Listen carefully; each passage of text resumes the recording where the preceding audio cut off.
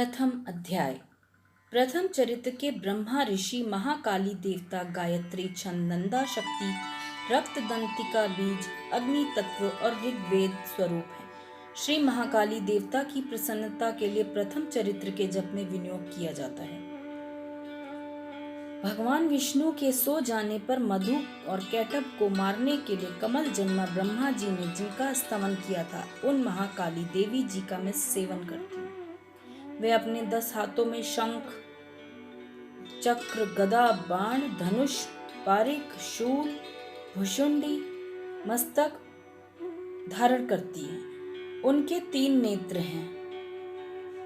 वे समस्त अंगों में दिव्य आभूषणों से आभूषित हैं। उनके शरीर की कांति नीलमणि के समान है। वे 10 मुख और 10 पैरों से युक्त हैं। मार्कंडेय जी बोले, सूर्य के पुत्र सावर्णी जो 8वें मनु कहे जाते हैं, उनकी उत्पत्ति की कथा विस्तार पूर्वक कहता हूँ, सुनो। सूर्य कुमार महाभाग सावर्णी भगवती महामाया के अनुग्रह से जिस प्रकार मनवंतर के स्वामी हुए, वही प्रसंग सुनाता हूँ। पूर्व काल की बात है। स्वारोचिष मनवंतर में सुरथ नामक राजा थे, जो चैत्र वंश में उत्पन्न हुए थे। उनका समस्त भूमंडल पर अधिकार था। वे प्रजा का अपने और इस पुत्रों की भांति धर्म पूर्वक पालन करते थे। तो भी उस समय कोल विध्वंसी नाम के क्षत्रिय उनके शत्रु हो गए थे। राजा सुरथ की दंड नीति बड़ी प्रबल थी। उनका शत्रुओं के साथ संग्राम हुआ। यद्यपि कोला विध्वंसी संख्याओं में कम थे, तो भी राजा सुरथ युद्ध में परास्त हो गए। तब वे युद्ध भूमि से अपने नगर को लौट आए और केवल अपने देश के राजा होकर रहने लगे। किंतु वहां भी उन प्रबल शत्रुओं ने उस समय महाभाग राजा सुरथ पर आक्रमण कर दिया। राजा का बल क्षीण हो चला था, इसीलिए उनके दुष्ट, बलवान एवं दुरात्मा मंत्रियों ने वहां उनकी राजधानी में भी राजकीय सेना और खजाने को हथिया लिया। सुरथ का प्रभुत्व नष्ट हो चुका था, इसीलिए वे शिकार खेलने के बहाने घोड़े पर सवार हो वहां से अकेले ही एक घने जंगल में चले गए। वहां उन्होंने विप्रवर मेधा मुनि का आश्रम देखा, जहां कितने ही हिंसक जीव अपनी हिंसावृत्ति प्रवृत्ति छोड़कर परम शांत भाव से रहते थे। मुनि के बहुत से शिष्य उस वन की शोभा बढ़ा रहे थे। वहां जाने पर मुनि ने उनका बहुत सत्कार किया और वे उस मुनि श्रेष्ठ के आश्रम पर इधर उधर विचरते हुए कुछ समय तक रहे। फिर ममता से आकृष्ट चित्त होकर वहां इस प्रकार चिंता करने लगे। वे सोचने लगे, पूर्व काल में मेरे पूर्वजों ने जिनका पालन किया था, वही नगर आज मुझसे रहित है। पता नहीं मेरे दुराचारी भृत्यगण उसकी धर्म पूर्वक रक्षा करते हैं या नहीं। जो सदा मदद की वर्षा करने वाला और शूरवीर था, वह मेरा प्रधान हाथी अब शत्रुओं के अधीन होकर न जाने किन भोगों को भोगता होगा। जो लोग मेरी कृपा, धन और भोजन पाने से सदा मेरे पीछे पीछे चलते थे, वे निश्चय ही अब दूसरे राजाओं का अनुसरण करते होंगे।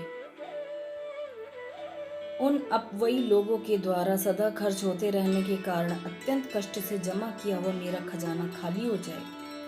ये तथा और भी कई बातें राजा सुरथ निरंतर सोचते रहते थे। एक दिन उन्होंने वहां विप्रवर मेधा के आश्रम के निकट एक वैश्य को देखा और उससे पूछा, भाई तुम कौन हो? यहाँ आने का क्या कारण है? तुम क्यों शोकग्रस्त हो? अनमने से क्यों दिखाई देते हो? राजा सुरथ का ये प्रेम पूर्वक कहा हुआ वचन सुनकर वैश्य ने विनीत भाव से उन्हें प्रणाम करके कहा, राजन, मैं धनियों के कुल में उत्पन्न एक वैश्य हूँ। मेरा नाम समाधि है। मेरे दुष्ट स्त्री पुत्रों ने धन के लोभ से मुझे घर से बाहर निकाल दिया है। मैं इस समय धन, स्त्री और पुत्रों से वंचित हूँ। मेरे विश्वसनीय बंधुओं ने मेरा ही धन लेकर मुझे दूर कर दिया, इसीलिए दुखी होकर वन में चला आया हूँ। यहाँ रहकर मैं इस बात को नहीं जानता कि मेरे पुत्रों, स्त्री की और स्वजनों की क्या हालत है, वे कुशल हैं या नहीं। इस समय घर में वे कुशल से रहते हैं या उन्हें कोई कष्ट है। वे मेरे पुत्र कैसे हैं? क्या वे सदाचारी हैं या दुराचारी हो गए हैं? राजा ने पूछा, जिन लोभी स्त्री पुत्र आदि ने धन के कारण तुम्हें घर से निकाल दिया है, तुम्हें उनके लिए चित्त में इतना स्नेह क्यों? वैश्य बोला, आप मेरे विषय में जैसी बातें करते सब ठीक है, किंतु क्या करूं, मेरा मन निष्ठुरता नहीं धारण करता। जिन्होंने धन के लोभ में पड़कर पिता के प्रति स्नेह, पति के प्रति प्रेम तथा आत्मीयता के जन के प्रति अनुराग को तिलांजलि दे मुझे घर से निकाल दिया है, उन्हीं के प्रति मेरे हृदय में इतना स्नेह है। महामते, गुणहीन बंधुओं के प्रति जो भी मेरा चित्त इस प्रकार प्रेम मग्न हो रहा है, ये क्या है? इस बात को मैं जानकर भी नहीं जान पाता। उनके लिए मैं लंबी सांस ले रहा हूँ और मेरा हृदय अत्यंत दुखी हो रहा है। उन लोगों में प्रेम का सर्वथा अभाव है, तो भी उनके प्रति जो मेरा मन निष्ठुर नहीं हो पाता, इसके लिए क्या करूं? मार्कंडेय जी कहते हैं, ब्राह्मण तदंतर राजाओं में श्रेष्ठ सूरत और समाधि नामक वैश्य दोनों साथ साथ मेधा मुनि की सेवा में उपस्थित हुए और उनके साथ यथा योग्य न्याय अनुकूल विनयपूर्ण बर्ताव करके बैठे। तत्पश्चात वैश्य और राजा ने कुछ वार्तालाप आरंभ किया। राजा ने कहा, भगवान, मैं आपसे एक बात पूछना चाहता हूँ, उसे बताइए। मेरा चित्त अपने अधीन न होने के कारण वह बात मेरे मन को बहुत दुखी देती है। जो राज्य मेरे हाथ से चला गया है, उसमें और उसके संपूर्ण अंगों में मेरी ममता बनी हुई है। मुनि श्रेष्ठ जानते हुए भी कि मेरा नहीं है, अज्ञानी की भांति मुझे उनके लिए दुख होता है। ये क्या है? इधर यह वैश्य भी घर से अपमानित होकर आया है, इसके पुत्र स्त्री और भृत्यों ने भी इसे छोड़ दिया है, स्वजनों ने भी इसका परित्याग कर दिया है, तो भी यह उनके प्रति अत्यंत हार्दिक स्नेह रखता है। इस प्रकार यह तथा मैं दोनों ही बहुत दुखी हैं, जिसमें प्रत्यक्ष दोष देखा गया है। विषय के लिए भी हमारे मन में ममता जनित आकर्षण पैदा हो रहा है। महाभाग, हम दोनों समझदार हैं, तो भी हम मोह में पैदा हुए हैं और ये मोह हमें मारे डाल रहा है। क्या है? विवेक शून्य पुरुष की भांति मुझमें और इसमें यह मूढ़ता प्रत्यक्ष दिखाई देती है। ऋषि बोले, महाभाग, विषय मार्ग का ज्ञान सब जीवों का है। इसी प्रकार विषय भी सबके लिए अलग अलग है। कुछ प्राणी दिन में नहीं देखते तो कुछ रात में नहीं देखते। कुछ जीव ऐसे हैं जो दिन और रात में बराबर देखते हैं। ये ठीक है कि मनुष्य समझदार होते हैं, किंतु केवल वे ही ऐसे नहीं होते। पशु, पक्षी और मृग आदि सभी प्राणी समझदार होते हैं। मनुष्यों की समझ भी वैसी ही होती है जैसे उन मृग और पक्षियों की होती है, तथा जैसी मनुष्यों की होती है वैसी ही उन मृग, पक्षी आदि की होती है। यह तथा अन्य बातें भी प्रायः दोनों में समान ही है। समझ होने पर भी पक्षियों को तो देखो, वे स्वयं भूख से पीड़ित होते हुए भी मोहवश बच्चों की चोंच में कितने चाव से अन्न के दाने डालते हैं। नरश्रेष्ठ, क्या तुम नहीं देखते कि ये मनुष्य समझदार होते हुए भी लोभवश अपने किए हुए उपकार का बदला पाने के लिए पुत्रों की अभिलाषा रखते हैं? यद्यपि उन सब में समझ की कमी नहीं है, तथापि वे संसार की स्थिति बनाए रखने वाले भगवती महामाया के प्रभाव द्वारा ममतामय भंवर से युक्त मोह के गहरे गर्त में गिराए गए हैं। इसीलिए इसमें आश्चर्य नहीं करना चाहिए। जगदीश्वर भगवान विष्णु की योग निद्रा रूपा जो भगवती महामाया है, उन्हीं से जगत मोहित हो रहा है। वे भगवती महामाया देवी ज्ञानियों के भी चित्त को बलपूर्वक खींचकर मोह में डाल देती हैं। वे ही इस संपूर्ण चराचर जगत की सृष्टि करती हैं तथा वे ही प्रसन्न होने पर मनुष्यों की मुक्ति के लिए वरदान देती हैं। वे ही पराविद्या, संसार बंधन और मोक्ष की हेतुभूता सनातनी देवी तथा संपूर्ण ईश्वरों की भी अधीश्वरी हैं। राजा ने पूछा, भगवान, आप जिन्हें महामाया कहते हैं वे देवी कौन है? ब्राह्मण, इनका आविर्भाव कैसे हुआ तथा उनके चरित्र कौन कौन है? ब्रह्मवेत्ताओं में श्रेष्ठ महर्षि उन देवी का जैसा प्रभाव हो, जैसा स्वरूप हो, जैसा प्रादुर्भाव हुआ, मैं आपके मुख से सुनना चाहता हूँ। ऋषि बोले, राजन, वास्तव में तो देवी नित्य स्वरूपा ही है। संपूर्ण जगत उन्हीं का रूप है तथा उन्होंने समस्त विश्व को व्याप्त कर रखा है। तथापि जिनका प्राकट्य अन्य प्रकार से होता है वह मुझसे सुनो। वह नित्य और अजन्मा है। देवता लोक का कार्य सिद्ध करने के लिए प्रकट होती हैं, उस समय लोक में उत्पन्न हुई कहलाती हैं। कल्प के अंत में जब संपूर्ण जगत एक वर्ण में निमग्न हो रहा था, सबके प्रभु भगवान विष्णु शेषनाग शैया बिछाकर योग निद्रा का आश्रय ले सो रहे थे।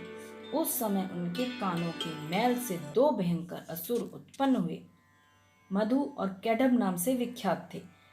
वे दोनों ब्रह्मा जी का वध करने को तैयार हो गए। भगवान विष्णु के नाभि कमल से विराजमान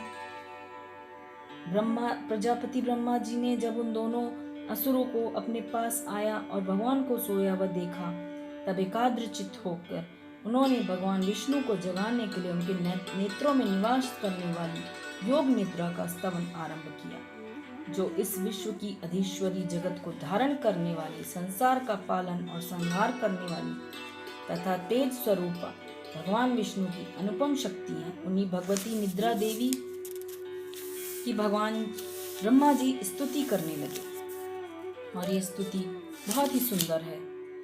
ब्रह्मा जी ने कहा, देवी तुम ही स्वाहा, तुम ही स्वधा और तुम ही वशटकार हो। स्वर भी तुम्हारे ही स्वरूप है। तुम ही जीवन दायिनी सुधा हो। नित्य अक्षर प्रणव में आकार, उकार, मकार इन तीनों मात्राओं के रूप में तुम ही स्थित हो तथा इन तीन मात्राओं के अतिरिक्त जो बिंदु रूपा नित्य अर्ध मात्रा है, जिसका विशेष रूप से उच्चारण नहीं किया जा सकता, वो भी तुम ही हो। देवी तुम ही संध्या, सावित्री और परम जननी हो। देवी तुम ही इस विश्व ब्रह्मांड को धारण करती हो। तुमसे ही इस जगत की सृष्टि होती है, तुम्ही से इसका पालन होता है और सदा तुम ही कल्प के अंत में सबको अपना ग्रास बना लेती हो। जगन्मयी देवी, इस जगत की उत्पत्ति के लिए समय तुम सृष्टि रूपा हो, पालन काल में स्थिति रूपा हो तथा कल्पांत के समय श्रृंगार रूप धारण करने वाली हो। तुम ही महाविद्या, महामाया, महामेधा, महास्मृति, महामोह रूपा महादेवी और महासुरी हो। तुम ही तीनों गुणों को उत्पन्न करने वाली सबकी प्रकृति हो। भयंकर काल रात्रि, महारात्रि और मोह रात्रि भी तुम ही हो। तुम ही श्री, तुम ही ईश्वरी, तुम ही हेम और तुम ही बोध स्वरूपा बुद्धि हो। लज्जा, पुष्टि, तुष्टि, शांति और क्षमा भी तुम ही हो। तुम खड्ग धारणी, शूल धारणी, घोर रूपा तथा गदा, चक्र, शंख और धनुष धारण करने वाली हो। बाण, भुशुंडी और परिघ ये सब तुम्हारे अस्त्र हैं। तुम सौम्य और सौम्यतर हो। इतना ही नहीं, जितने भी सौम्य एवं सुंदर पदार्थ हैं, सब की अपेक्षा तुम अत्यधिक सुंदरी हो। पर और अपर सबसे परे रहने वाली परमेश्वरी तुम ही हो। सर्वस्व रूपे देवी, कहीं भी सत असत रूप जो कुछ वस्तुएं हैं, उन सब की जो शक्ति है वह तुम ही हो। ऐसी अवस्था में तुम्हारी स्तुति क्या हो सकती है? जो इस जगत की सृष्टि, पालन और संहार करते हैं, उन भगवान को भी जब तुमने निद्रा के अधीन कर दिया है, अब तुम्हारी स्तुति करने में कौन समर्थ है? मुझको, भगवान शंकर को तथा भगवान विष्णु को भी तुमने ही शरीर धारण कराया।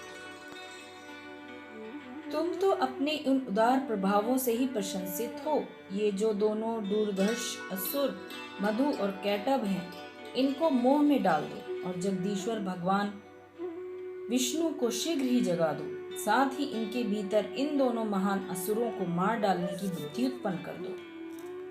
ऋषि कहते हैं, राजन, जब ब्रह्मा जी ने वहां मधु और कैटब को मारने के उद्देश्य भगवान विष्णु को जगाने के लिए तमोगुण की अधिष्ठात्री देवी योग निद्रा की इस प्रकार स्तुति करी, तब वे भगवान के नेत्र, मुख, नासिका, बाहु, हृदय वृक्ष स्थल से निकलकर अव्यक्त जन्मा ब्रह्मा जी की दृष्टि के समक्ष खड़ी हो गई। योग निद्रा से मुक्त होने पर जगत के स्वामी भगवान जनार्दन उस एकार्णव के जल में शेषनाग की शैया से जाग उठे।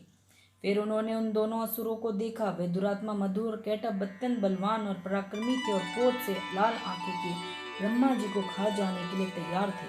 तब भगवान श्री हरि ने उठकर दोनों के साथ 5000 वर्षों तक केवल बाहु युद्ध किया। वे दोनों भी अत्यंत बल के कारण उन्मत्त हो रहे थे। इधर महामाया ने भी उन्हें मोह में डाल रखा था, इसीलिए वे भगवान विष्णु से कहने लगे, हम तुम्हारी वीरता से संतुष्ट हैं, इसलिए कोई वर मांग लो। श्रीमन नारायण बोले, यदि हम मुझ पर प्रसन्न हो तुम दोनों, तो मेरे हाथ से मारे जाओ, बस इतना सही मैंने वर मांगा है, यहाँ दूसरे किसी वर से क्या लेना देना। ऋषि कहते हैं, इस प्रकार धोखे में आ जाने पर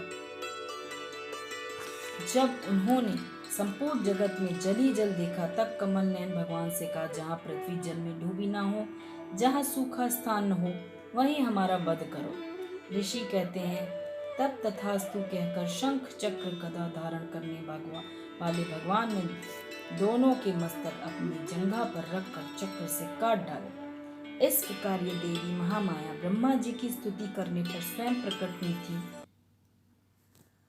और इस तरह उन्होंने सबका कल्याण किया। बोलो देवी माँ की जय। जय माँ अम्बे। द्वितीय अध्याय। ओम मध्यम चरित्र के विष्णु ऋषि महालक्ष्मी देवता उष्णिक छंद शाकंभरी शक्ति दुर्गा बीज वायु तत्व और यजुर्वेद स्वरूप हैं। श्री महालक्ष्मी की प्रसन्नता के लिए मध्यम चरित्र के पाठ में इसका विनियोग है। मैं कमल के आसन पर बैठी हुई प्रसन्न मुख वाली महिषासुर मर्दिनी भगवती महालक्ष्मी का भजन करती हूँ, जो अपने हाथों में अक्षमाला, फरसा, गदा, बाण, वज्र, पद्य, धनुष, कुंडिका, दंड, शक्ति, खड्ग, ढाल, शंख, घंटा, मधुपात्र, शूल, पाश और चक्र धारण करती हैं। ऋषि कहते हैं, पूर्व काल में देवताओं और असुरों में पूरे 100 वर्षों तक घोर संग्राम हुआ था। उसमें असुरों का स्वामी महिषासुर था और देवताओं के नायक इंद्र थे। उस युद्ध में देवताओं की सेना महाबली असुरों से परास्त हो गई। संपूर्ण देवताओं को जीतकर महिषासुर इंद्र बन बैठा। तब पराजित देवता प्रजापति ब्रह्मा जी को आगे करके उस स्थान पर गए जहां भगवान शंकर और विष्णु विराजमान थे। देवताओं ने महिषासुर के पराक्रम तथा अपनी पराजय का यथावत वृतांत उन दोनों देवेश्वरों से विस्तार पूर्वक कह सुनाया। वे बोले, भगवान महिषासुर सूर्य, इंद्र, अग्नि, वायु, चंद्रमा, यम, वरुण तथा अन्य देवताओं के भी अधिकार छीनकर स्वयं ही सबका अधिष्ठाता बन गया है। उस दुरात्मा महिष ने समस्त देवताओं को स्वर्ग से निकाल दिया है। अब वे मनुष्यों की भांति पृथ्वी पर विचरते हैं। दैत्यों की ये सारी करतूत हमने आप लोगों से कह सुनाई। अब हम आपकी शरण में आए हैं, उसके वध का कोई उपाय सोचिए। इस प्रकार देवताओं के वचन सुनकर भगवान विष्णु और शिव ने दैत्यों पर बड़ा क्रोध किया। उनकी भुएं तन गईं और मुख टेढ़ा हो गया।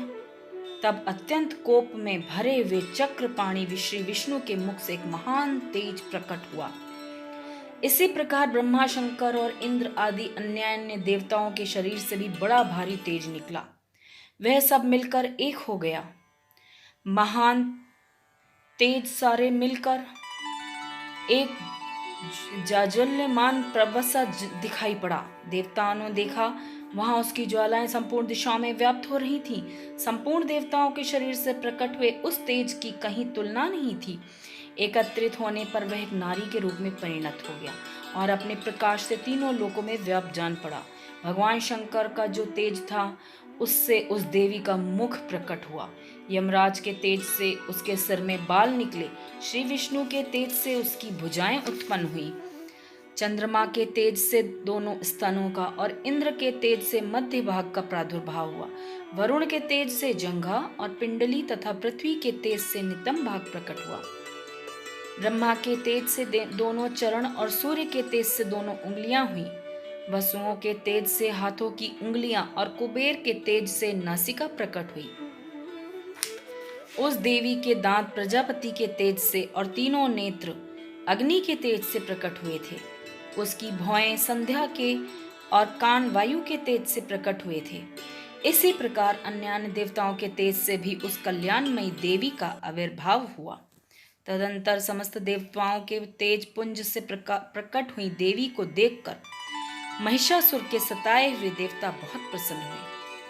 पिनाकधारी भगवान शंकर ने अपने शूल से एक शूल निकालकर उन्हें दिया। भगवान विष्णु ने चक्र से चक्र उत्पन्न करके भगवती को अर्पण किया। वरुण ने भी शंख दिया, अग्नि ने उन्हें शक्ति दी, वायु ने धनुष दिया, बाण से भरे हुए 2 तरकस प्रदान किए। सहस्त्र नेत्रों वाले देवराज इंद्र ने अपने वज्र से वज्र उत्पन्न करके दिया और ऐरावत हाथी से उतार कर 1 घंटा भी प्रदान किया। यमराज ने कालदंड से दंड, वरुण ने पाश, प्रजापति ने स्फटिक काक्ष की माला तथा ब्रह्मा जी ने कमंडल भेंट किया। सूर्य ने देवी के समस्त रोमकूपों में अपनी किरणों का तेज भर दिया। काल ने उन्हें चमकती हुई ढाल और तलवार दी। क्षीर समुद्र ने उज्जवल हार तथा कभी जीर्ण न होने वाले 2 दिव्य वस्त्र भेंट किए। साथ ही उन्हें दिव्य चूड़ामणि, 2 कुंडल, कड़े, उज्जवल अर्धचंद्र, सब बाहुओं के लिए केयूर, दोनों चरणों के लिए निर्मल नुपुर, गले की सुंदर हसली और सब अंगुलियों में पहनने के लिए रत्नों की बनी अंगूठियां भी दी। विश्वकर्मा ने उन्हें अत्यंत निर्मल फरसा भेंट किया। साथ ही अनेक प्रकार के अस्त्र और अभेद्य कवच दिए। इनके सिवा मस्तक और वक्ष स्थल पर धारण करने के लिए कभी न कुम्हलाने वाले कमलों की मालाएं दी। जलधि ने उन्हें सुंदर कमल का फूल भेंट किया। हिमालय ने सवारी के लिए सिंह तथा भांति भांति के रत्न समर्पित किए। धनाध्यक्ष कुबेर ने मधु से भरा पान पात्र दिया तथा संपूर्ण नागों के राजा शेष ने, जो इस पृथ्वी को धारण करते हैं, उन्हें बहुमूल्य मणियों से विभूषित नागहार भेंट किया। इसी प्रकार अन्य देवताओं ने भी आभूषण और अस्त्र शस्त्र देकर देवी का सम्मान किया। तत्पश्चात उन्हें बारंबार अट्ठास पूर्वक उच्च स्वर से गर्जना की।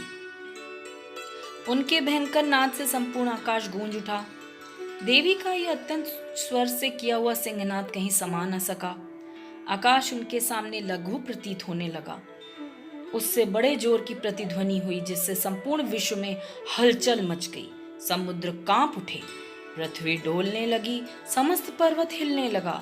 उस समय देवताओं ने अत्यंत प्रसन्नता के साथ सिंहवाहिनी भवानी से कहा, देवी तुम्हारी जय हो। साथ ही महर्षियों ने भक्ति भाव से विनम्र होकर उनका स्तवन किया।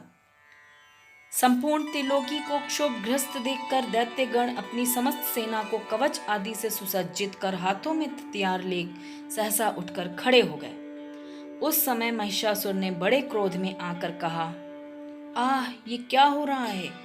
फिर वह संपूर्ण असुरों से घिरकर उस सिंहनाद की ओर लक्ष्य करके दौड़े और आगे पहुंचकर उन देवी को देखा, जो अपनी प्रभा से तीनों लोगों को प्रकाशित कर रही थी। उनके चरणों के भार से पृथ्वी दबी जा रही थी, माथे के मुकुट से आकाश में रेखा सी खिंच रही थी तथा वे अपने धनुष की टंकार से 7 पातालों को क्षुब्ध किए देती थी। देवी अपनी हजारों भुजाओं से संपूर्ण दिशाओं को आच्छादित करके खड़ी थी। तदंतर उनके साथ दैत्यों का युद्ध छिड़ गया। नाना प्रकार के अस्त्र शस्त्रों के प्रहार से संपूर्ण दिशाएं उद्भासित होने लगी। चक्षुर नामक महान असुर महिषासुर का सेनानायक था। वह देवी के साथ युद्ध करने लगा। अन्य दैत्यों की चतुरांगिनी सेना साथ लेकर चामर भी लड़ने लगे। 60,000 रथियों के साथ आकर उदग्र नामक महादैत्य ने लोहा लिया। 1 करोड़ रथियों को साथ लेकर महाहनु नामक दैत्य युद्ध करने लगा, जिसके रोए तलवार के समान तीखे थे। वह असीलोमा नाम का महादैत्य 5 करोड़ रथी सैनिकों सहित युद्ध में आ डटा। 60 लाख रथियों से घिरा हुआ बाष्कल नामक दैत्य भी उस युद्ध भूमि में लड़ने लगा। पारिवारित नामक राक्षस हाथी सवार और घुड़सवारों के अनेक दलों तथा 1 करोड़ रथियों की सेना लेकर युद्ध करने लगा। बिडाल नामक दैत्य 5 अरब रथियों से घिरकर लोहा लेने लगा। इसके अतिरिक्त और भी हजारों महादैत्य रथ, हाथी और घोड़ों की सेना साथ लेकर वहां देवी के साथ युद्ध करने लगे। स्वयं महिषासुर उस रणभूमि में कोटि कोटि सहस्त्र रथ, हाथी, घोड़ों की सेना से घिरा हुआ खड़ा था। वे दैत्य देवी के साथ तोमर, भिंदपाल, शक्ति, मूसल, खड़ग, परशु और पट्टिश आदि अस्त्र शस्त्रों का प्रहार करते हुए युद्ध कर रहे थे। कुछ दैत्यों ने उन पर शक्ति का प्रहार किया, कुछ लोगों ने पाश फेंके तथा कुछ दूसरे दैत्यों ने खड़ग प्रहार करके देवी को मार डालने को उद्योग किया। देवी ने भी क्रोध में भर भर भर कर खेल खेल में ही अपने अस्त्रों शस्त्रों की वर्षा करके दैत्यों के समस्त अस्त्र शस्त्र काट डाले। उनके मुख पर परिश्रम या थकावट का रंच मात्र भी चिन्ह नहीं था। देवता और ऋषि उनकी स्तुति करते थे और वे भगवती परमेश्वरी दैत्यों के शरीरों पर अस्त्र शस्त्रों की वर्षा करती रहीं। देवी का वाहन सिंह भी क्रोध में भरकर गर्दन के बालों को हिलाता हुआ असुरों की सेना में इस प्रकार विचरने लगा मानो वनों में दावानल फैल रहा हो। रणभूमि में दैत्यों के साथ युद्ध करती हुई अंबिका देवी ने जितने निश्वास छोड़े वह सभी तत्काल सैकड़ों हजारों गणों के रूप में प्रकट हो गए और परशु, बिंदीपाल, खड़ग तथा पाटेश आदि अस्त्रों द्वारा असुरों का सामना करने लगे। देवी की शक्ति से बढ़े हुए वे गण असुरों का नाश करते हुए नगाड़ा और शंख आदि बाजे बजाने लगे। उस संग्राम महोत्सव में कितने ही गण मृदंग बजा रहे थे। तदंतर देवी ने त्रिशूल से, गदा से, शक्ति की वर्षा से और खड़ग आदि से सैकड़ों महादैत्यों का संहार कर डाला। कितनों को घंटे के भयंकर नाद से मूर्छित करके मार गिराया। बहुतेरे दैत्यों को पाश से बांधकर धरती पर घसीटा। कितने ही दैत्य उनकी तीखी तलवार की मार से दो दो टुकड़े हो गए। कितने ही गदा की चोट से घायल हो धरती पर सो गए। कितने ही मूसल की मार से अत्यंत आहत होकर रक्त वमन करने लगे। कुछ दैत्य शूल से छाती फट जाने के कारण पृथ्वी पर ढेर हो गए। उस रणभूमि में बाण समूह की वृष्टि से कितने ही असुरों की कमर टूट गई। बाज की तरह झपटने वाले देवी पीड़क दैत्यगण अपने प्राणों से हाथ धोने लगे।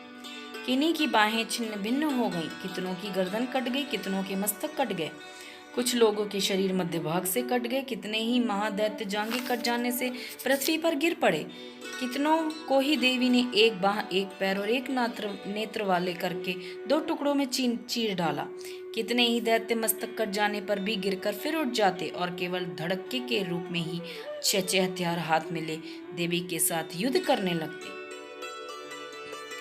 दूसरे कबंद युद्ध के बाजों की लय पर नाचते थे। कितने ही बिना सिर के धड़ हाथों में खड़ग शक्ति रिष्टि लेके दौड़ते हुए दूसरे महादैत्य ठहरो ठहरो ये कहते हुए देवी को युद्ध के लिए ललकारते थे। जहां वह घोर संग्राम हुआ था वहां की धरती देवी के गिराए हुए रथ, हाथी, घोड़े, असुरों की लाशों से ऐसी पट गई थी कि वहां चलना फिरना संभव हो गया था। दैत्यों की सेना में हाथी, घोड़े और असुरों के शरीर से इतनी अधिक मात्रा में रक्तपात हुआ था कि थोड़ी ही देर में वहां खून की बड़ी बड़ी नदियां बहने लगी। जगदम्बा ने असुरों की विशाल सेना को क्षण भर में नष्ट कर दिया, ठीक उसी तरह जैसे तृण और काठ के भारी ढेर को आग कुछ ही क्षणों में भस्म कर देती है। और वह सिंह भी गर्दन के बालों को हिला हिलाकर जोर जोर से गर्जना करता हुआ दैत्यों के शरीर से मानो उनके प्राण चुन लेता था। वहां देवी के गणों ने भी उन महादैत्यों के साथ ऐसा युद्ध किया जिससे आकाश में खड़े हुए देवतागण उन पर बहुत संतुष्ट हुए और फूल बरसाने लगे। बोलो जय मां अम्बे।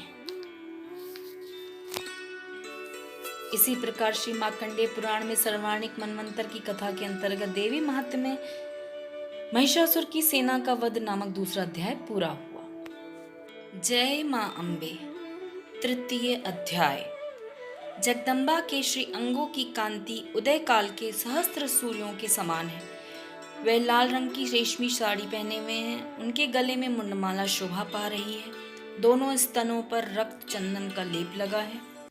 वे अपने कर कमलों में जप मालिका, विद्या और अभय तथा वर नामक मुद्राएं धारण किए हुए हैं। 3 नेत्रों से सुशोभित मुखारविंद की बड़ी शोभा पा रही है। उनके मस्तक पर चंद्रमा के साथ ही रत्नमय मुकुट बंधा है तथा वह कमल के आसन पर विराजमान है। ऐसी देवी को मैं भक्ति पूर्वक प्रणाम करती हूँ। ऋषि कहते हैं, दैत्यों की सेना को इस प्रकार तहस नहस होते देख महादैत्य सेनापति चिक्षुर क्रोध में भरकर अंबिका देवी से युद्ध करने के लिए आगे बढ़ा।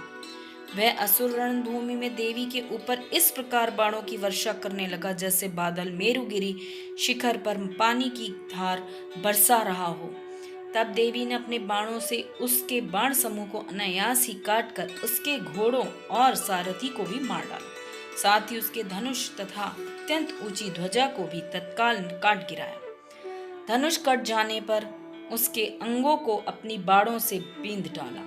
धनुष, रथ, घोड़े और सारथी के नष्ट हो जाने पर वह असुर ढाल और तलवार लेकर देवी की ओर दौड़ा। उसकी तीखी धार वाली तलवार से सिंह के मस्तक पर चोट करके देवी की भी बाईं भुजा में बड़े वेग से प्रहार किया। राजन देवी जी की बाह पर पहुंचते ही वह तलवार टूट गई। फिर तो क्रोध से लाल आंखें करके उस राक्षस ने शूल हाथ में लिया और उसे उस महादैत्य ने भगवती भद्रकाली के ऊपर चलाया। वह शूल आकाश से गिरते हुए सूर्यमंडल की भांति अपने तेज से प्रज्वलित हो उठा। उस शूल को अपनी ओर आते देख देवी ने भी शूल का प्रहार किया। उससे राक्षस के शूल के टुकड़े टुकड़े हो गए। साथ ही महादैत्य चिक्षुर की भी धज्जियां उड़ गई। वे प्राणों से हाथ धो बैठा। महिषासुर के सेनापति उस महापराक्रमी चिक्षुर के मारे जाने पर देवताओं की पीड़ा देने वाले चामर हाथी पर चढ़कर आया। उसने भी देवी के ऊपर शक्ति का प्रहार किया, किंतु जगदम्बा ने उसे अपने हुंकार से आहत और निष्प्रभ करके तत्काल पृथ्वी पर गिरा दिया। शक्ति टूटकर गिरी हुई देख चामर को बड़ा क्रोध हुआ। अब उसने शूल चलाया, किंतु देवी ने उसे भी अपने बाड़ों द्वारा काट डाला। इतने में ही देवी का सिंह उछलकर हाथी के मस्तक पर जा बैठा और उस दैत्यों के साथ खूब जोर लगाकर बाहु युद्ध करने लगा। वे दोनों लड़ते लड़ते हाथी से पृथ्वी पर आ गए। अत्यंत क्रोध में भरकर एक दूसरे पर बड़े भयंकर प्रहार करते हुए लड़ने लगे। तदंतर सिंह बड़े वेग से आकाश की ओर उछला और उधर से गिरते समय उसने पंजों की मार से चामर का सिर धड़ से अलग कर दिया। इसी प्रकार उदग्र भी शिला और वृक्ष आदि की मार खाकर रणभूमि में देवी के हाथों से मारा गया और कराल भी दांतों, मुक्कों और थप्पड़ों की चोट से धराशायी हो गया। क्रोध में भरी हुई देवी ने गदा की चोट से दत्त का कचूमड़ निकाल डाला। भिंदीपाल से वाशकल को बाणों से और ताम्र से और अंधक को मौत के घाट उतार दिया। 3 नेत्रों वाली परमेश्वरी ने त्रिशूल से महाहनु नामक दैत्य को मार डाला। तलवार की चोट से विडाल के मस्तक को धड़ से काट गिराया। धुरधर और दुर्मुख इन दोनों को भी अपनी बाणों से यमलोक भेज दिया। इस प्रकार सेना का संहार होते देख महिषासुर ने भैंसे का रूप धारण कर देवी को के गणों को ग्रास देना आरंभ किया। किन्हीं को धूतन से मारकर, किन्हीं को अपने खुरों से प्रहार कर कर, किन्हीं को पूंछ से चोट पहुंचाकर, कुछ को सींगों से उधाड़कर, कुछ गणों को वेग से, किन्हीं को सिंहनाद से, कुछ को चक्कर देकर, कितनों को निश्वास वायु के झोंके से धराशायी कर दिया। इस प्रकार गणों को की सेना को गिरकर वह असुर महादेवी के सिंह को मारने के लिए झपटा। इससे जगदम्बा को बड़ा क्रोध हुआ। उधर महापराक्रमी महिषासुर भी क्रोध में भरकर धरती को खुरों से खोदने लगा तथा अपनी सींगों से ऊंचे ऊंचे पर्वतों को उठाकर फेंकने और गरजने लगा। उसके वेग से चक्कर देने के कारण पृथ्वी क्षुब्ध होकर फटने लगी। उसकी पूंछ से टकराकर समुद्र सब ओर से धरती को डुबोने लगे। हिलते हुए सींगों के घात से विदीर्ण होकर बादलों के टुकड़े टुकड़े हो गए। उसके श्वास की प्रचंड वायु के वेग से उड़े हुए सैकड़ों पर्वत आकाश से गिरने लगे। इस प्रकार क्रोध में भरे हुए उस महादैत्य को अपनी ओर आते देख चंडिका ने उसका वध करने के लिए महान क्रोध किया। उन्होंने पाश फेंक कर उस महान असुर को बांध लिया और उस महासंग्राम में बंध जाने पर उसने भैंसे का रूप त्याग दिया। तत्काल सिंह के रूप में वह प्रकट हो गया। उस अवस्था में जगदम्बा ज्यों ही उसका मस्तक काटने के लिए उद्यत हुई, त्यों ही वह खड्गधारी पुरुष के रूप में दिखाई देने लगा। तब देवी ने तुरंत ही बाणों की वर्षा करके ढाल और तलवार के साथ उस पुरुष को भी बांध डाला। इतने में ही वह महान गजराज के रूप में परिणत हो गया तथा अपनी सूंड से देवी के विशाल सिंह को खींचने और गर्जने लगा। खींचते समय देवी ने तलवार से उसकी सूंड काट डाली। तब उस महादैत्य ने पुनः भैंसे का शरीर धारण कर लिया और पहले की ही भांति चराचर प्राणियों सहित तीनों लोकों को व्याकुल करने लगा। तब क्रोध में भरी हुई जगन माता चंडिका बारंबार उत्तम मधु का पान करने और लाल आंखें करके हंसने लगी। उधर वह बल पराक्रम के मद से उन्मत्त हुआ राक्षस गर्जने लगा और अपनी सींगों से चंडी के ऊपर पर्वतों को फेंकने लगा। उस समय देवी अपने बाणों के समूहों से अपने उसके फेंके हुए पर्वतों को चूर्ण करती हुई बोली। बोलते समय उनका मुख मधु के समान लाल हो रहा था और वाणी लड़खड़ा रही थी। देवी ने कहा, ओ मूढ़, मैं जब तक मधु पीती हूं तब तक तू क्षण भर के लिए खूब गर्ज ले। मेरे हाथ से यहीं तेरी मृत्यु हो जाने पर अब शीघ्र ही देवता भी गर्जना करेंगे।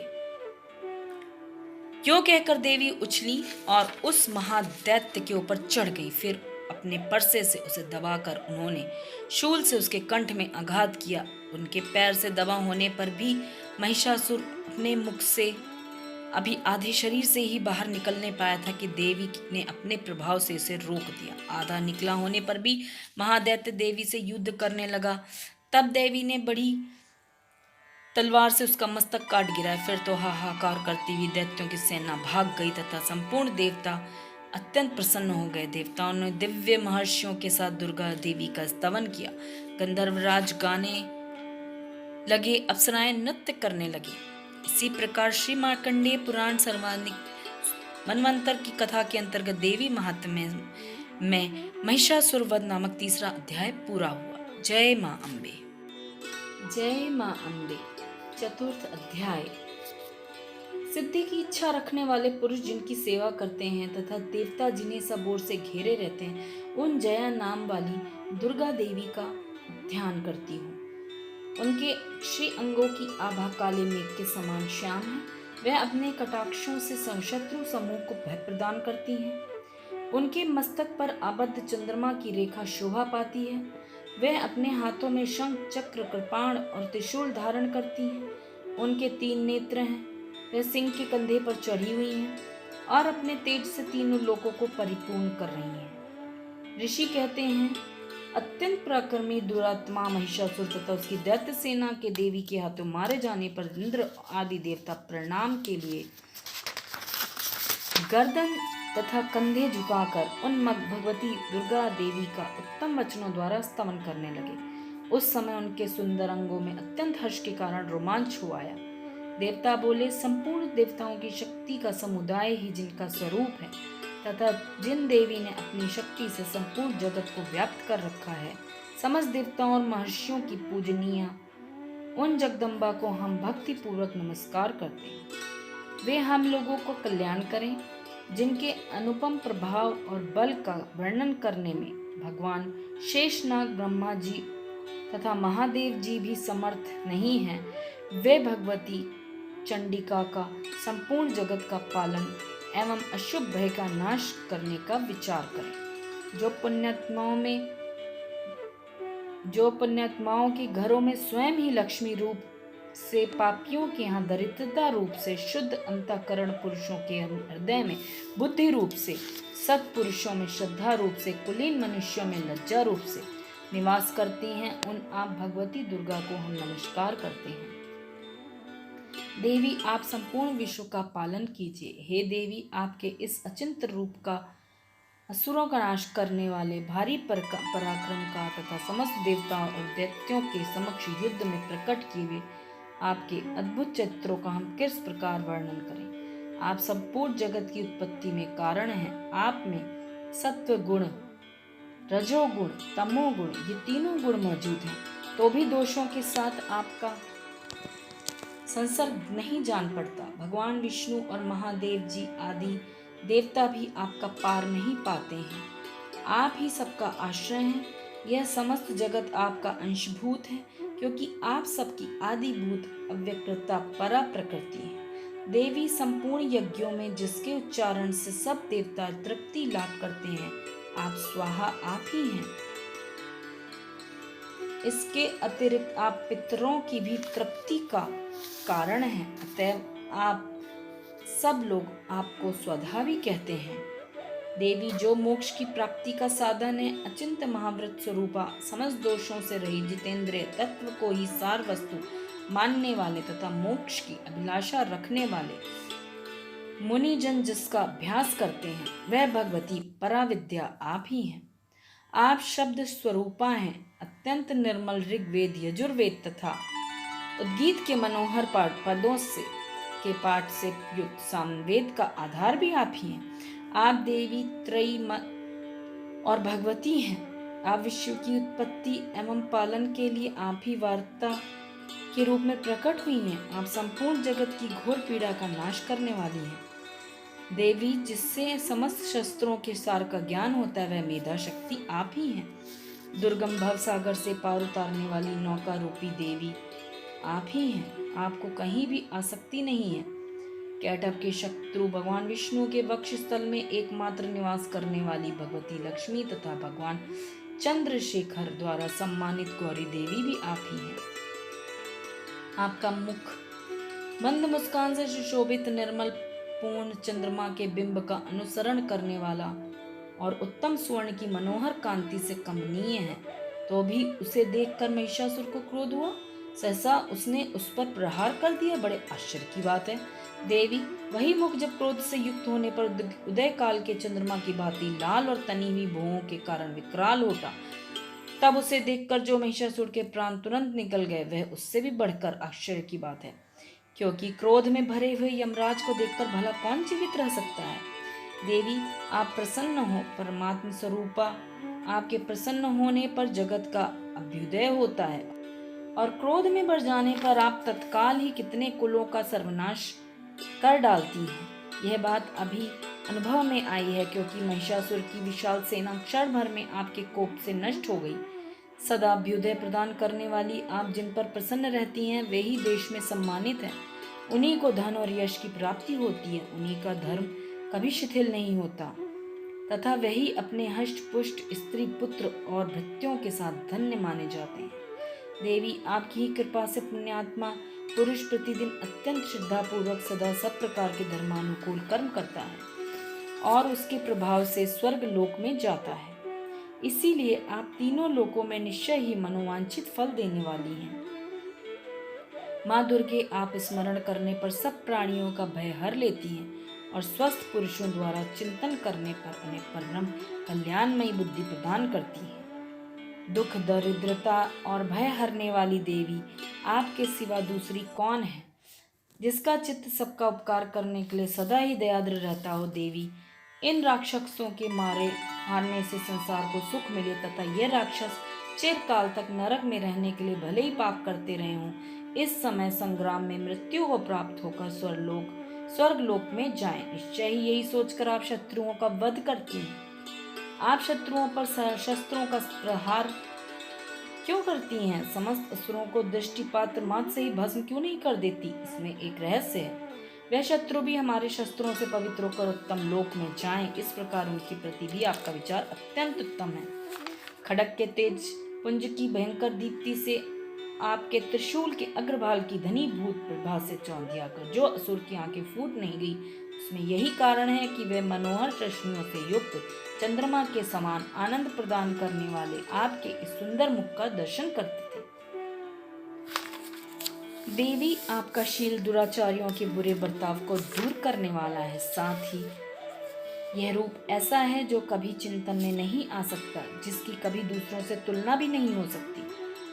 आपका बल पराक्रम तो उन दैत्यों का भी नाश करने वाला है जो कभी देवताओं के पराक्रम को भी नष्ट कर चुके थे। इस प्रकार अपने शत्रुओं पर भी आपने दया ही प्रकट की है। वरदायिनी देवी, आपके इस पराक्रम की किसके साथ तुलना हो सकती है तथा शत्रुओं को भय देने वाला एवं अत्यंत मनोहर ऐसा रूप भी आपके सिवा कहाँ है। हृदय में कृपा और युद्ध में निष्ठुरता, ये दोनों बातें तीनों लोकों के भीतर केवल आप में ही देखी गई है। माता, अपने शत्रुओं का नाश करके इस समस्त त्रिलोकी की रक्षा की है। उन शत्रुओं को भी युद्ध भूमि में मारकर स्वर्ग लोक में पहुंचाया है तथा उन्मत्त दैत्यों से प्राप्त होने वाले हम लोगों के भय को भी दूर कर दिया गया है। आपको हमारा नमस्कार है। देवी, शूल से हमारी रक्षा करें। अंबिके, आप खड्ग से भी हमारी रक्षा करें तथा घंटा की ध्वनि और धनुष की टंकार से भी हम लोगों की रक्षा करें। चंडिके, पूर्व पश्चिम और दक्षिण दिशा में आप हमारी रक्षा करें तथा ईश्वरी, अपने त्रिशूल को घुमाकर आप उत्तर दिशा में भी हमारी रक्षा करें। तीनों लोकों में आपके जो परम सुंदर एवं अत्यंत भयंकर रूप विचरते रहते हैं, उनके द्वारा भी आप हमारी तथा इस भूलोक की रक्षा करें।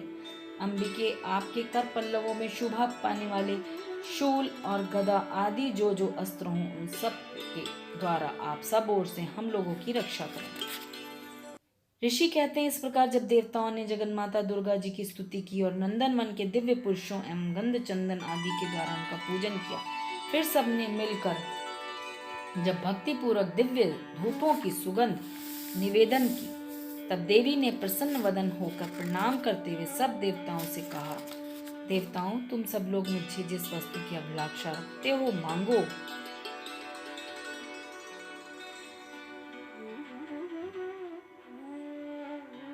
भगवती, हमारी सब इच्छा पूर्ण कर दी, अब कुछ भी बाकी नहीं है। देवता बोले, क्योंकि हमारा यह शत्रु महिषासुर मारा गया। महेश्वरी, इतने पर भी यदि आप हमें और वर देना चाहती हैं तो हम जब जब आपका स्मरण करें तब तब आप दर्शन देकर हम लोगों के महान संकट दूर कर दिया करें। और प्रसन्न मुखी अंबिके, जो मनुष्य स्तोत्रों द्वारा आपकी स्तुति करे उसे वित्त, समृद्धि, वैभव दोनों के साथ, सबके साथ ही उसकी धन और स्त्री आदि संपत्ति को भी बढ़ाने के लिए आप सदा हम पर प्रसन्न रहें। ऋषि कहते हैं, राजन, देवताओं ने जब अपने जगत के कल्याण के लिए देवी का इस प्रकार इस तरह प्रसन्न किया तो वो तथास्तु कहकर अंतर्ध्यान हो गई। पंचम अध्याय। ओम इस उत्तर चरित्र के रुद्र ऋषि हैं, महासरस्वती देवता हैं, अनुष्टुप क्षण है, भीमा शक्ति है, भ्रामरी बीज है, सूर्य तत्व है और सामवेद स्वरूप है। महासरस्वती की प्रसन्नता के लिए उत्तर चरित्र के पाठ में इसका विनियोग किया जाता है। जो अपने कर कमलों में घंटा, शूल, हल, शंख, मूसल, चक्र, धनुष और बाण धारण करती है, शरद ऋतु के शोभा संपन्न चंद्रमा के समान जिनकी मनोहर कांति है, जो तीनों लोगों की आधारभूता और शुंभ आदि दैत्यों का नाश करने वाली है, तथा गौरी के शरीर से जिनका प्राकट्य हुआ है, उन महासरस्वती देवी का मैं निरंतर भजन करती हूँ। ऋषि कहते हैं, पूर्व काल में शुंभ और निशुंभ नाम के असुरों ने अपने बल के घमंड में आकर शचीपति इंद्र के हाथ से तीनों लोगों का राज्य और यज्ञ भाग छीन लिए। वे ही दोनों सूर्य, चंद्रमा, कुबेर, यम और वरुण के अधिकार का भी उपयोग करने लगे।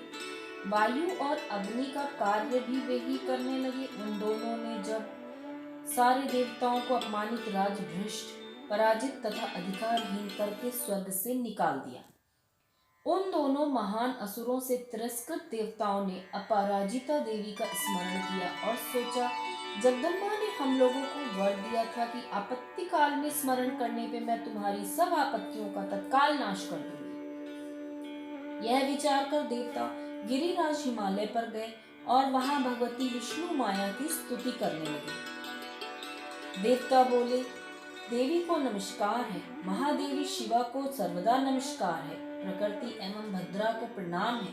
हम लोग नियम पूर्वक जगदम्बा को नमस्कार करते हैं।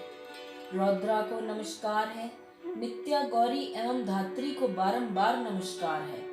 ज्योत्सनामयी चंद्र रूपणी एवं सुख स्वरूपा देवी को सतत प्रणाम है।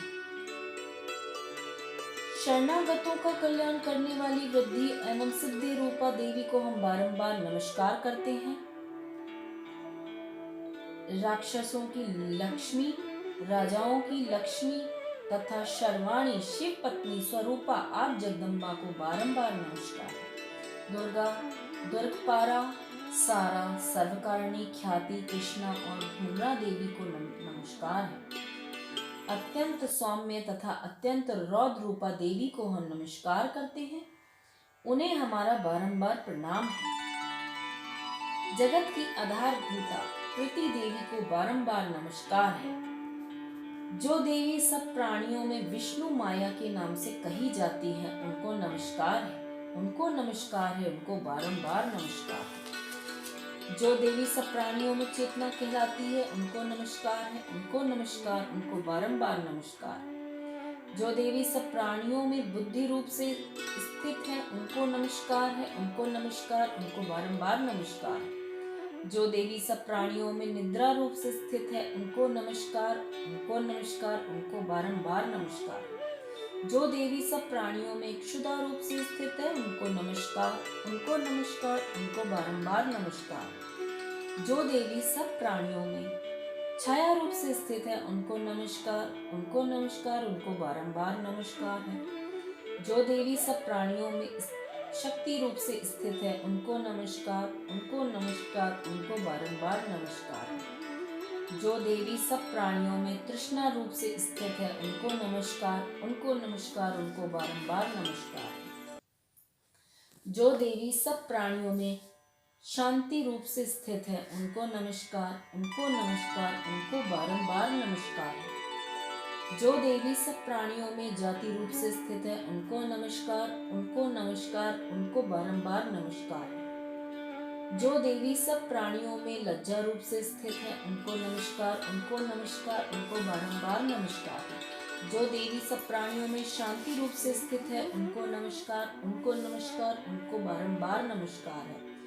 जो देवी सब प्राणियों में श्रद्धा रूप से स्थित है, उनको नमस्कार, उनको नमस्कार, उनको बारंबार नमस्कार। जो देवी सब प्राणियों में कांति रूप से स्थित है, उनको नमस्कार, उनको नमस्कार, उनको बारंबार नमस्कार है। जो देवी सब प्राणियों में लक्ष्मी रूप से स्थित है, उनको नमस्कार, उनको नमस्कार, उनको बारंबार नमस्कार है।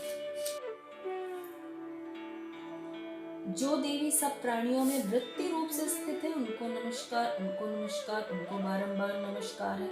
जो देवी सब प्राणियों में स्मृति रूप से स्थित है, उनको नमस्कार, उनको नमस्कार, उनको बारंबार नमस्कार है। जो देवी सब प्राणियों में दया रूप से स्थित है, उनको नमस्कार, उनको नमस्कार, उनको बारंबार नमस्कार है।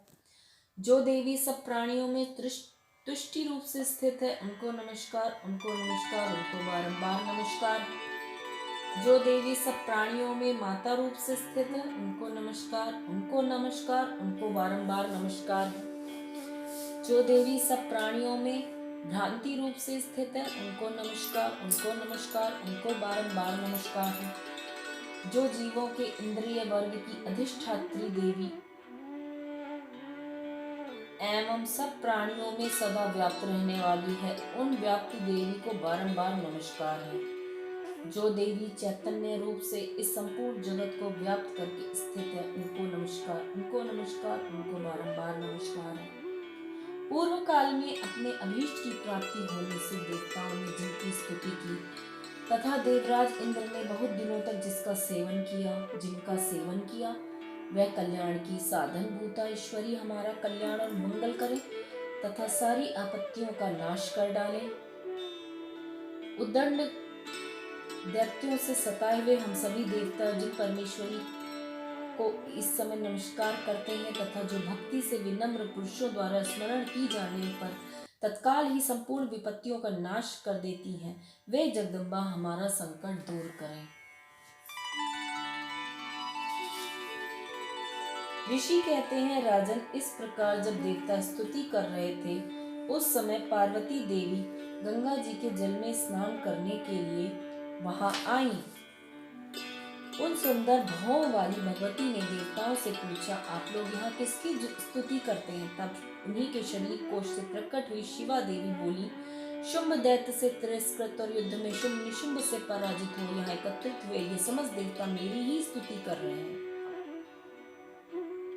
पार्वती जी के शरीर कोश से अंबिका का प्रादुर्भाव हुआ था, इसलिए वे समस्त लोकों में कौशिकी कही जाती है। कौशिकी के प्रकट होने के बाद पार्वती देवी का शरीर काले रंग का हो गया, अतः वे हिमालय पर रहने वाली कालिका देवी के नाम से विख्यात हुई। तदंतर शुंभ निशुंभ के नृत्य मचंड मुंड वहां आए और उन्होंने परम मनोहर रूप धारण करने वाली अंबिका देवी को देखा। फिर वह शुंभ के पास जाकर बोले, महाराज, एक अत्यंत मनोहर स्त्री है जो अपनी दिव्य कांति से हिमालय को प्रकाशित कर रही है। वैसा उत्तम रूप कहीं किसी ने भी नहीं देखा होगा। असुरेश्वर, पता लगाइए वह देवी कौन है और उसे ले जाइए। स्त्रियों में तो वह रत्न है, उसका प्रत्येक अंग बहुत सुंदर है तथा वह अपने श्री अंगों की प्रभा से संपूर्ण दिशाओं में आकाश फैला रही है। दैत्यराज, अभी वह हिमालय पर ही मौजूद है, आप उसे देख सकते हैं। प्रभु, तीनों लोकों में मणि, हाथी, घोड़े आदि जितने भी रत्न हैं, वे इस समय सब आपके घर में शोभा पाते हैं। हाथियों में रत्नभूत ऐरावत, पारिजात का वृक्ष, उच्चैश्रवा घोड़ा, यह सब आपने इंद्र से ले लिया है। हंसों से जुता हुआ ये विमान भी आपके आंगन में शोभा पाता है। यह रत्नभूत अद्भुत विमान जो पहले ब्रह्मा जी के पास था, अब आपके यहाँ लाया गया है। यह महापद नामक निधि आप कुबेर से छीन लाए हैं। समुद्र ने भी आपको किंजकिनी नामक माला भेंट की है, जो केसरों से युक्त सुशोभित है और जिसके कमल कभी कुमलाते नहीं है। सुवर्ण की वर्षा करने वाला वरुण का छत्र भी आपके घर में शोभा पाता है। यह श्रेष्ठ रथ जो पहले प्रजापति के अधिकार में था, अब आपके पास मौजूद है। दैत्येश्वर मृत्यु की उत्क्रांतिदा नामक वाली शक्ति भी आपने छीन ली है तथा वरुण का पाश और समुद्र में होने वाले सब प्रकार के रत्न आपके भाई निशुंभ के अधिकार में हैं। अग्नि ने भी स्वतः शुद्ध किए हुए 2 वस्त्र आपकी सेवा में अर्पित किए हैं। दैत्यराज, इस प्रकार सभी रत्न आपने एकत्र करने हैं। फिर जो स्त्रियों में रत्न स्वरूप कल्याणमयी देवी है, वह आप क्यों नहीं अपने अधिकार में कर ले? ऋषि कहते हैं, चंडमुंड का यह वचन सुनकर शुंभ ने महादैत्य सुग्रीव को दूत बनाकर देवी के पास भेजा और कहा, तुम मेरी आज्ञा से उसके सामने ये बातें कहना और ऐसा उपाय करना जिससे प्रसन्न होकर शीघ्र ही यहाँ आ जाए। वह दूत पर्वत के अत्यंत रमणीय प्रदेश में, जहाँ देवी मौजूद थी, गया और मधुर वाणी में कोमल वचन बोला। देवी, दैत्य राज शुंभ इस समय तीनों लोकों के परमेश्वर है। मैं उन्हीं का भेजा हुआ दूत हूँ। यहाँ तुम्हारे पास ही आया हूँ। आप उनकी आज्ञा सदा सब देवता एक स्वर में मानते हैं, कोई उनका उल्लंघन नहीं कर सकता। वह संपूर्ण देवताओं को परास्त कर चुके हैं। उन्होंने तुम्हारे लिए जो संदेश दिया है उसे सुनो। संपूर्ण त्रिलोकी मेरे अधिकार में है। देवता भी मेरी आज्ञा के अधीन चलते हैं। संपूर्ण यज्ञों के भागों को मैं पृथक पृथक भोगता हूँ। तीनों लोकों में जितने श्रेष्ठ रत्न है, वह सब मेरे अधिकार में है। मैंने सबके श्रेष्ठ रत्न को छीन लिया है। क्षीर सागर का मंथन करने से जो अश्रु रत्न उच्चैश्रवा प्रकट हुआ, वो सभी देवताओं ने मेरे पैरों पे पड़कर समर्पित कर दिया है। सारे रत्न मेरे पास आ चुके हैं। हर देवता के हम लोग तुम्हें संसार की स्त्रियों में रत्न मानते हैं, इसीलिए तुम भी अब मेरे पास आ जाओ। रत्नों का भोग करने वाले हम ही हैं। चंचल कटाक्षों वाली सुंदरी, तुम मेरे या मेरे भाई पराक्रमी निशुंभ की सेवा में आ जाओ, क्योंकि तुम रत्न स्वरूपा हो। मेरा वरण करने से तुम्हें तुलना रहित महान ऐश्वर्य की प्राप्ति होगी। अपनी बुद्धि से विचार कर तुम मेरी पत्नी बन जाओ। ऋषि कहते हैं, दूत के यह कहने पर कल्याणमयी भगवती दुर्गा देवी, जो इस जगत को धारण करती है, मन ही मन गंभीर भाव से मुस्कुराई और इस प्रकार बोली, दूत, तुमने सत्य कहा, इसमें तनिक भी मिथ्या नहीं है। शुंभ तीनों लोगों का स्वामी और निशुंभ भी उसी के समान पराक्रमी है, किंतु इस विषय में मैंने जो प्रतिज्ञा ली है उसे मिथ्या कैसे करूं? मैंने अपनी अल्प बुद्धि के कारण पहले से ही प्रतिज्ञा ले रखी है। जो कोई मुझे संग्राम में जीत लेगा, जो मेरे अभिमान को चूर कर देगा, संसार में जो मेरे समान बलवान होगा, वही मेरा स्वामी होगा। इसलिए शुंभ या निशुंभ स्वयं ही यहाँ पधारे और मुझे जीतकर शीघ्र ही मेरा पाणी ग्रहण कर ले। इसमें विलंब की क्या आवश्यकता है? दूत बोला, देवी, तुम घमंड से भरी हो, मेरे सामने ऐसी बातें ना करो। तीनों लोकों में ऐसा कौन सा पुरुष है जो शुंभ निशुंभ के सामने खड़ा हो सके? देवी, अन्य दैत्यों के सामने भी सारे देवता युद्ध में नहीं ठहर सकते, फिर तुम अकेली स्त्री होकर कैसे ठहर सकती हो? जिन शुंभ निशुंभ दैत्यों के सामने इंद्र आदि सभी देवता भी युद्ध में खड़े नहीं हुए, उनके सामने तुम स्त्री होकर कैसे जाओगी? इसलिए तुम मेरे ही कहने से शुंभ निशुंभ के पास चली चलो। ऐसा करने से तुम्हारे गौरव की रक्षा होगी, अन्यथा वे केश पकड़कर घसीटेंगे, तब तुम्हें अपनी प्रतिष्ठा खोकर जाना पड़ेगा। देवी ने कहा, तुम्हारा कहना ठीक है। शुंभ बलवान है, निशुंभ भी पराक्रमी है, किंतु क्या करूं? मैंने पहले बिना सोचे समझे प्रतिज्ञा कर ली है। अब तुम जाओ। मैंने तुमसे जो कुछ कहा है वे सब दैत्यराज से आदरपूर्वक कहना, फिर वे जो उचित जान पड़े करें। और इसी के साथ 5वां अध्याय समाप्त।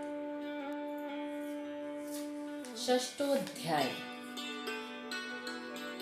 मैं सर्वेश्वर भैरव के अंक में निवास करने वाली परमोत्कृष्ट पद्मावती देवी का चिंतन करती हूँ। वे नागराज के आसन पर बैठी हैं। नागों के फड़ों में सुशोभित होने वाली मणियों की विशाल माला से उनकी देहलता उद्भासित हो रही है। सूर्य के समान उनका तेज है। 3 नेत्र उनकी शोभा बढ़ा रहे हैं। वे हाथों में माला, कुंभ, कपाल और कमल लिए हुए हैं तथा उनके मस्तक में अर्धचंद्र का मुकुट सुशोभित है।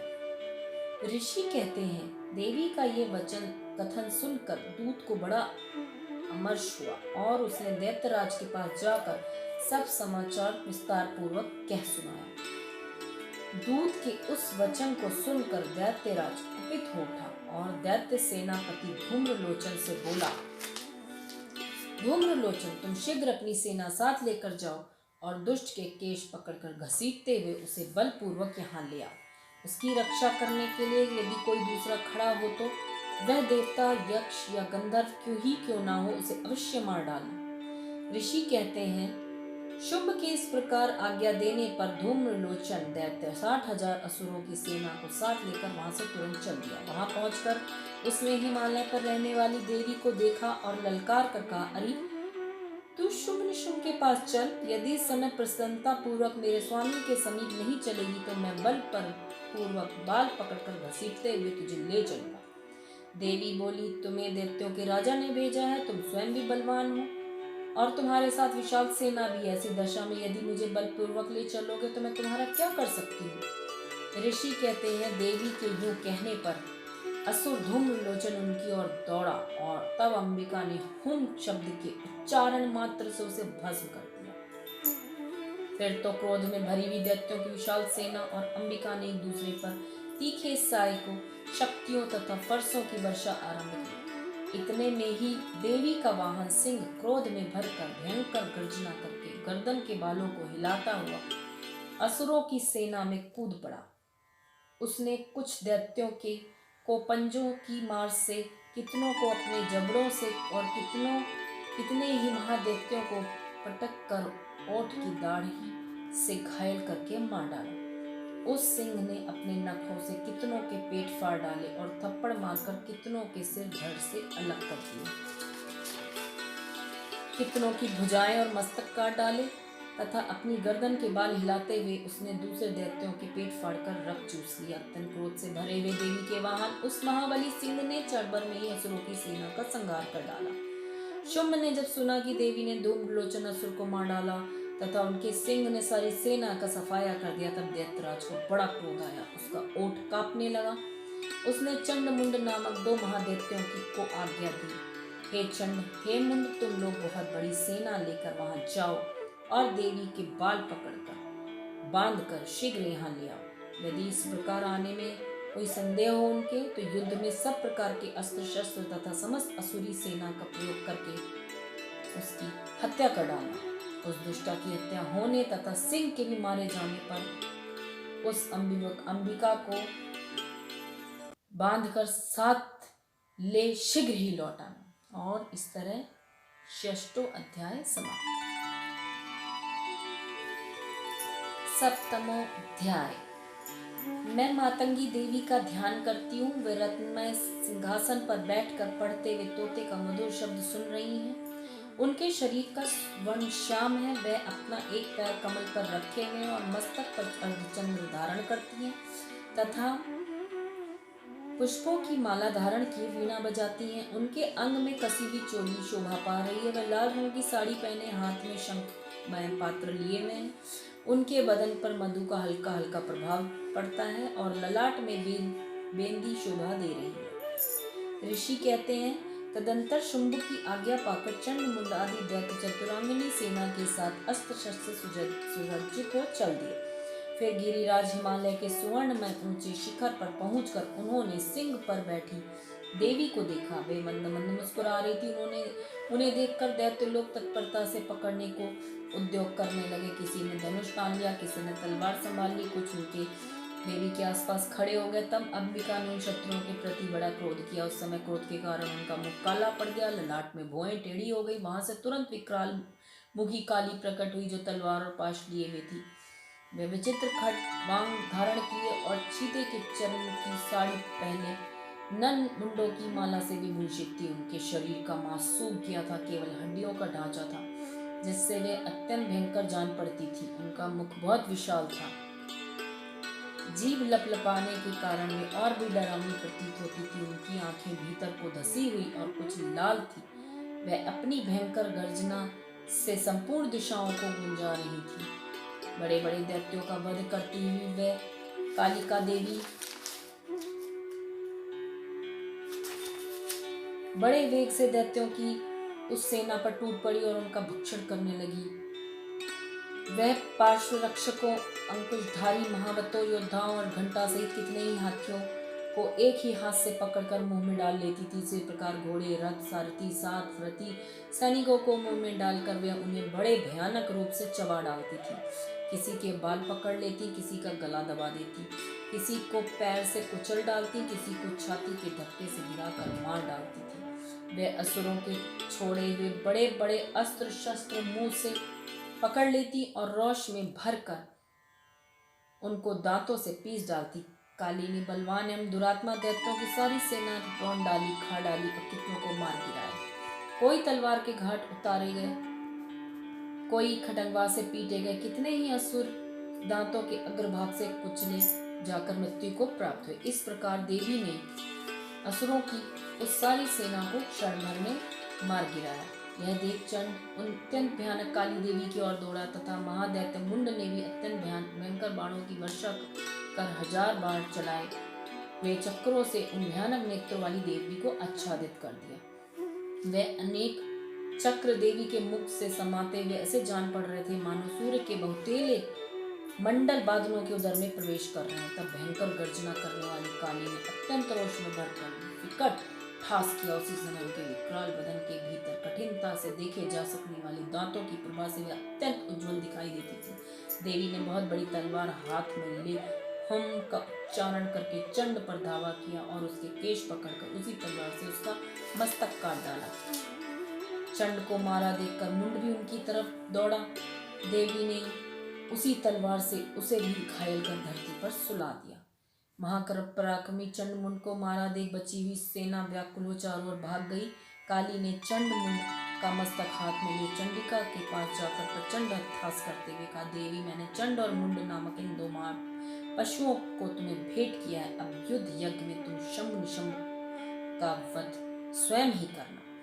ऋषि कहते हैं, वहां लाए हुए उन चंडमुंड नामक महादैत्यों को देखकर कल्याणमयी चंडी ने काली से मधुर वाणी में कहा, देवी, तुम चंडमुंड को लेकर मेरे पास आई हो, इसीलिए संसार में चामुंडा के नाम से तुम्हारी ख्याति होगी। इसी के साथ 7वां अध्याय समाप्त। 8वां अध्याय। मैं अणिमा आदि सिद्धिमयी किरणों से आवृत भवानी का ध्यान करती हूँ। उनके शरीर का रंग लाल है, नेत्रों में करुणा लहरा रही है तथा हाथों में पाश, अंकुश, बाण और धनुष शोभा पाते हैं।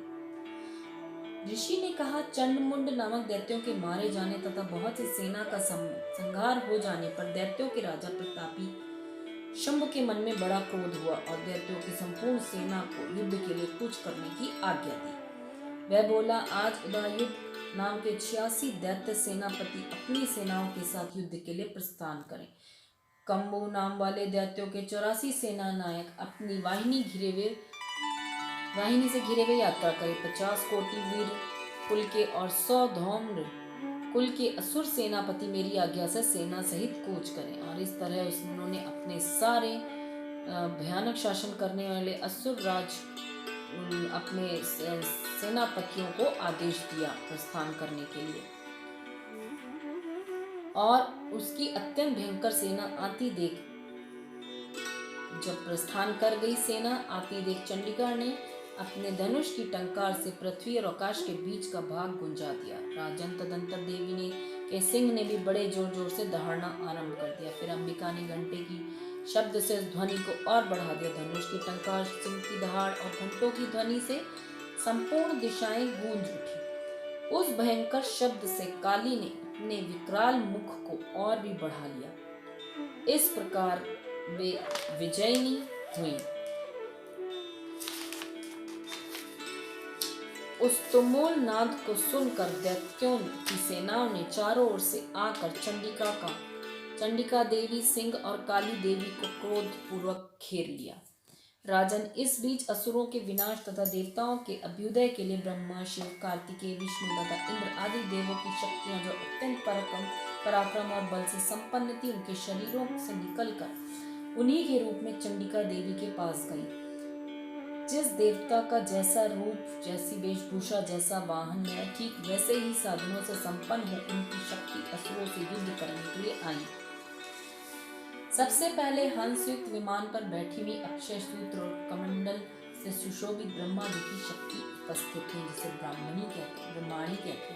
ब्रह्माणी महादेव जी की शक्ति वृषभ पर आरूढ़ हो, हाथों में श्रेष्ठ त्रिशूल धारण किए हुए, महानाग का कंकण पहने, मस्तक में चंद्र रेखा से विभूषित हो वहां आ पहुंची। कार्तिकेय जी की शक्ति रूपा जगदम्बिका उन्हीं का रूप धारण किए श्रेष्ठ मयूर पर आरूढ़ हो, हाथों में शक्ति लिए दैत्यों से युद्ध करने के लिए आई। इसी प्रकार भगवान विष्णु की शक्ति गरुड़ पर विराजमान हो, शंख, चक्र, गदा, शांग, धनुष, खड़ग हाथ में लिए वहां आई।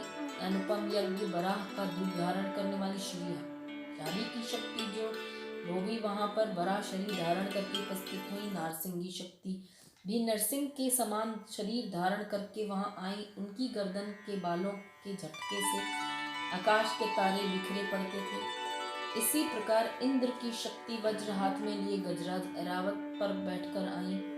उसके भी सहस्त्र नेत्र थे, इंद्र का जैसा रूप है वैसा ही उसका भी था। तदंतर उन देव शक्तियों से घिरे हुए महादेव जी ने चंडिका से कहा, मेरी प्रसन्नता के लिए तुम शीघ्र ही इन असुरों का संहार करो। तब देवी के शरीर से अत्यंत भयानक और परम उग्र चंडिका शक्ति का प्राकट्य हुआ, जो सैकड़ों कीदड़ियों की भांति आवाज करने वाली थी। उन अपराजिता देवी ने धूमिल जटा वाले महादेव जी से कहा, भगवान आप शुंभ निशुंभ के पास दूत बनकर जाइए और उन अत्यंत गर्वीले दानव शुंभ निशुंभ दोनों से कहिए, साथ ही उनके अतिरिक्त जो भी दानव युद्ध के लिए वहां उपस्थित हो उनको भी ये संदेश दीजिए, दैत्यों यदि तुम जीवित रहना चाहते हो तो पाताल को लौट जाओ, इंद्र को त्रिलोकी का राज मिल जाए और देवता महायुद्ध भाग का उपभोग करें। यदि बल के घमंड में आकर तुम युद्ध की अभिलाषा करते हो तो आओ, मेरी शिवाएं तुम्हारे कच्चे मांस से तृप्त हो। चूंकि उस देवी ने भगवान शिव को दूत के कार्य में नियुक्त किया था, इसीलिए वह शिवदूती के नाम से संसार में विख्यात हुई है। वे महादैत्य भी भगवान शिव के मुंह से देवी के वचन सुनकर क्रोध में भर गए और जहां कात्यायनी विराजमान थी उस ओर बढ़े। तदंतर वे दैत्य अमर्ष में भर कर पहले ही देवी के ऊपर बाण, शक्ति, रिष्टि आदि अस्त्रों की वृष्टि करने लगे। तब देवी ने खेल खेल में धनुष की टंकार की और उससे छोड़े हुए बड़े बड़े बाणों द्वारा दैत्यों के चलाए हुए बाण, शूल, शक्ति सबको काट डाला। फिर काली उनके आगे होकर शत्रुओं को शूल के प्रहार से फरसों को काट डाला। फिर काली उनके आगे होकर शत्रुओं को शूल के प्रहार को विदीर्ण करने लगी। खड्ग बाण से उनका कचूमर निकालती हुई रणभूमि में विचारने लगी। ब्राह्मणी भी जिस ओर दौड़ती उसी और अपने कमंडल का जल छिड़क कर शत्रुओं के ओज पराक्रम को नष्ट कर देती। माहेश्वरी ने त्रिशूल से और वैष्णवी ने चक्र से अत्यंत क्रोध में भरी हुई कुमार कार्तिकेय की शक्ति से दैत्यों का संहार आरंभ कर दिया। इंद्र शक्ति के वज्र के प्रहार से विदीर्ण हो सैकड़ों दैत्य दानव रक्त की धारा में बहते हुए पृथ्वी पर सो गए। इस प्रकार क्रोध से भरे हुए मात्र गणों को नाना प्रकार के उपायों से बड़े बड़े असुरों का मर्दन करते देख दैत्य सैनिक भाग खड़े हुए और मात्र गणों से पीड़ित दैत्यों को युद्ध से भागते देख रक्त बीज नामक महादैत्य क्रोध में भरकर युद्ध करने के लिए आया। उनके शरीर से जब रक्त की बूंद पृथ्वी पर गिरती तब उसी के समान शक्तिशाली एक दूसरा महादैत्य पृथ्वी पर पैदा हो जाता। महासुर रक्त बीज हाथ में गदा लेकर इंद्र शक्ति के साथ युद्ध करने लगा। तब इंद्री ने अपने वज्र से रक्त बीज को मारा। वज्र से घायल होने पर उसके शरीर से बहुत सा रक्त चूने लगा और उसके समान परम पराक्रम वाले योद्धा उत्पन्न होने लगे। उसके शरीर से रक्त की जितनी बूंदें गिरी उतने ही पुरुष उत्पन्न होने लगे। वे सब रक्त बीज के समान ही वीरवान, बलवान तथा पराक्रमी थे। वे रक्त से उत्पन्न होने वाले पुरुष भी अत्यंत भयंकर अस्त्र शस्त्रों का प्रहार करते हुए वहां मात्र गणों के साथ घोर युद्ध करने लगे। पुनः वज्र के प्रहार से जब उनका मस्तक घायल हुआ तब रक्त बहने लगा और उससे हजारों पुरुष उत्पन्न हो गए। वैष्णवी ने युद्ध में रक्त बीज पर चक्र का प्रहार किया तथा इंद्री ने उस दैत्य सेनापति को गदा से चोट पहुंचाई।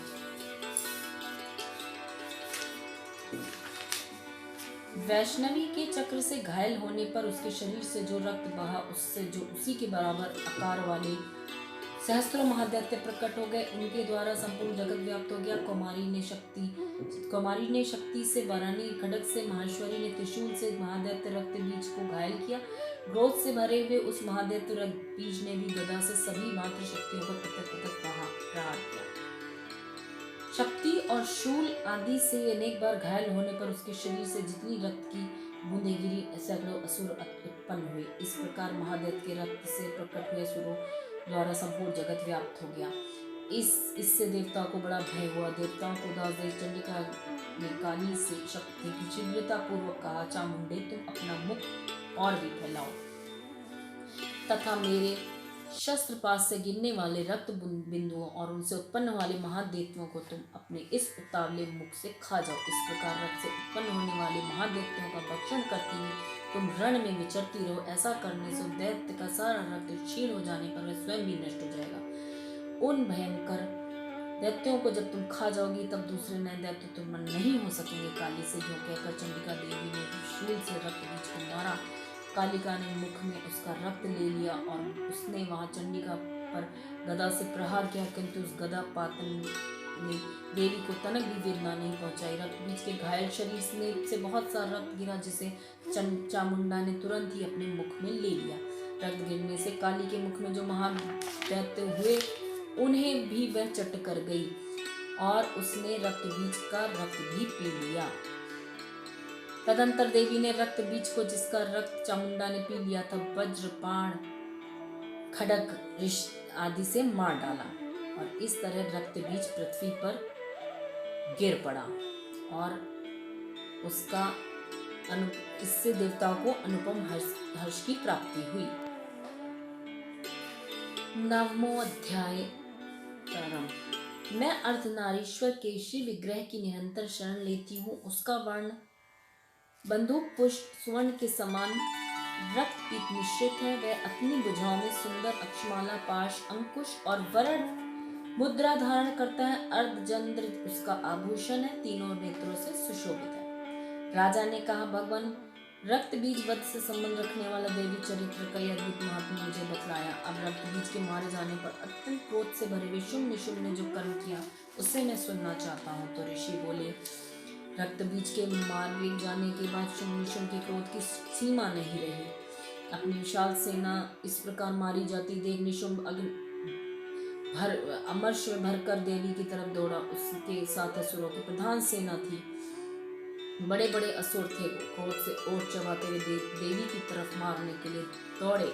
महापराक्रमी शुंभ भी अपनी सेना के साथ मात्र गणों से युद्ध करके क्रोधवश चंडिका को मारने के लिए आ पहुंचा और उनके साथ देवी का फिर महासंग्राम छिड़ गया। दोनों दैत्य मेघों की भांति बाणों की वर्षा कर रहे थे। दोनों के चलाए हुए बाणों की चंडिका ने अपने बाणों से तुरंत ही काट डाला। शस्त्र समूहों की वर्षा करके उन दोनों दैत्यपतियों के अंगों में भी चोट पहुंची। शुंभ ने तीखी तलवार और चमकती हुई ढाल लेकर देवी के श्रेष्ठ वाहन सिंह के मस्तक पर प्रहार किया।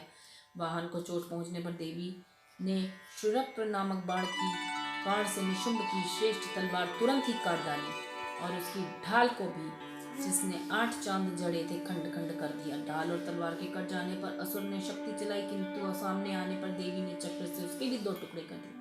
अब तो निशुंभ क्रोध से जल उठा। उसने दानव में उस दानव ने देवी को मारने के लिए शूल उठाया, किंतु देवी ने समीप आने पर उसे भी मुक्के से मारकर चूर्ण कर दिया। तब उसने गदा घुमाकर चंडी के ऊपर चलाई, परंतु वह भी देवी के त्रिशूल से कटकर भस्म हो गई।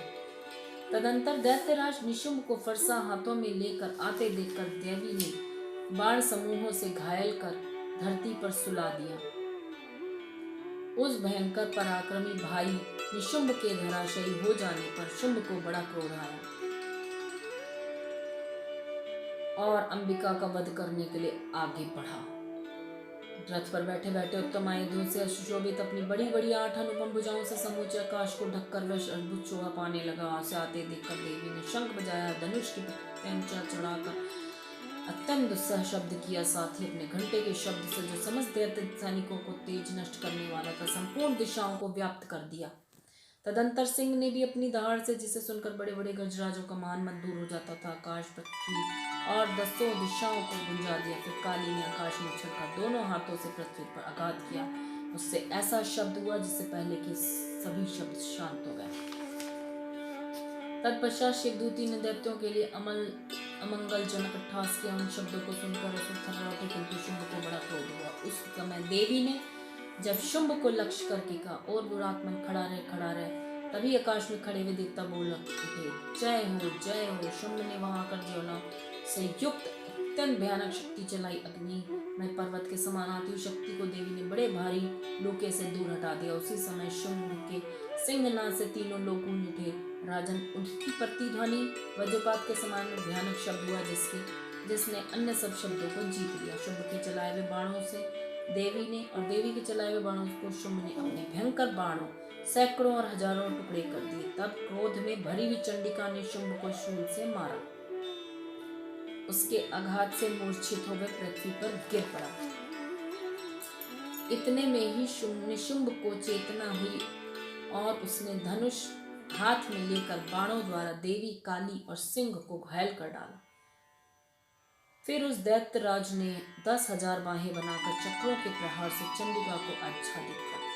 तब दुर्गम पीड़ा का नाश करने वाली भगवती दुर्गा ने कुपित होकर अपने बाणों से उन चक्रों तथा बाणों को काट गिराया। यह देख निशुंभ दैत्य सेना के साथ चंडिका वध करने के लिए हाथ में गदा ले बड़े वेग से दौड़ा। उसके आते ही चंडी ने तीखी धार वाली तलवार से उसकी गदा को शीघ्र ही काट डाला। तब उसने शूल हाथ में ले लिया। देवताओं को पीड़ा देने वाली निशुंभ को शूल हाथ में लिए आते देख चंडिका ने वेग से चलाए हुए अपने शूल से उसकी छाती छेद डाली।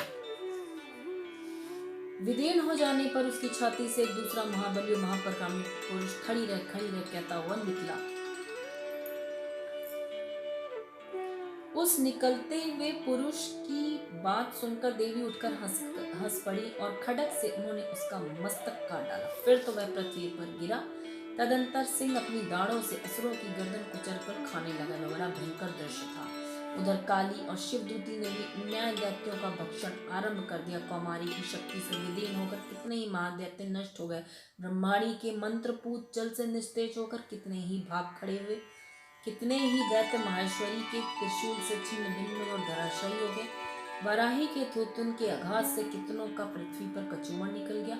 वैष्णवी ने भी अपने चक्र के से दानवों के टुकड़े टुकड़े कर डाले। ऐन्द्री के हाथ से छूटे हुए वज्र से भी कितने ही प्राणी घात हो गए।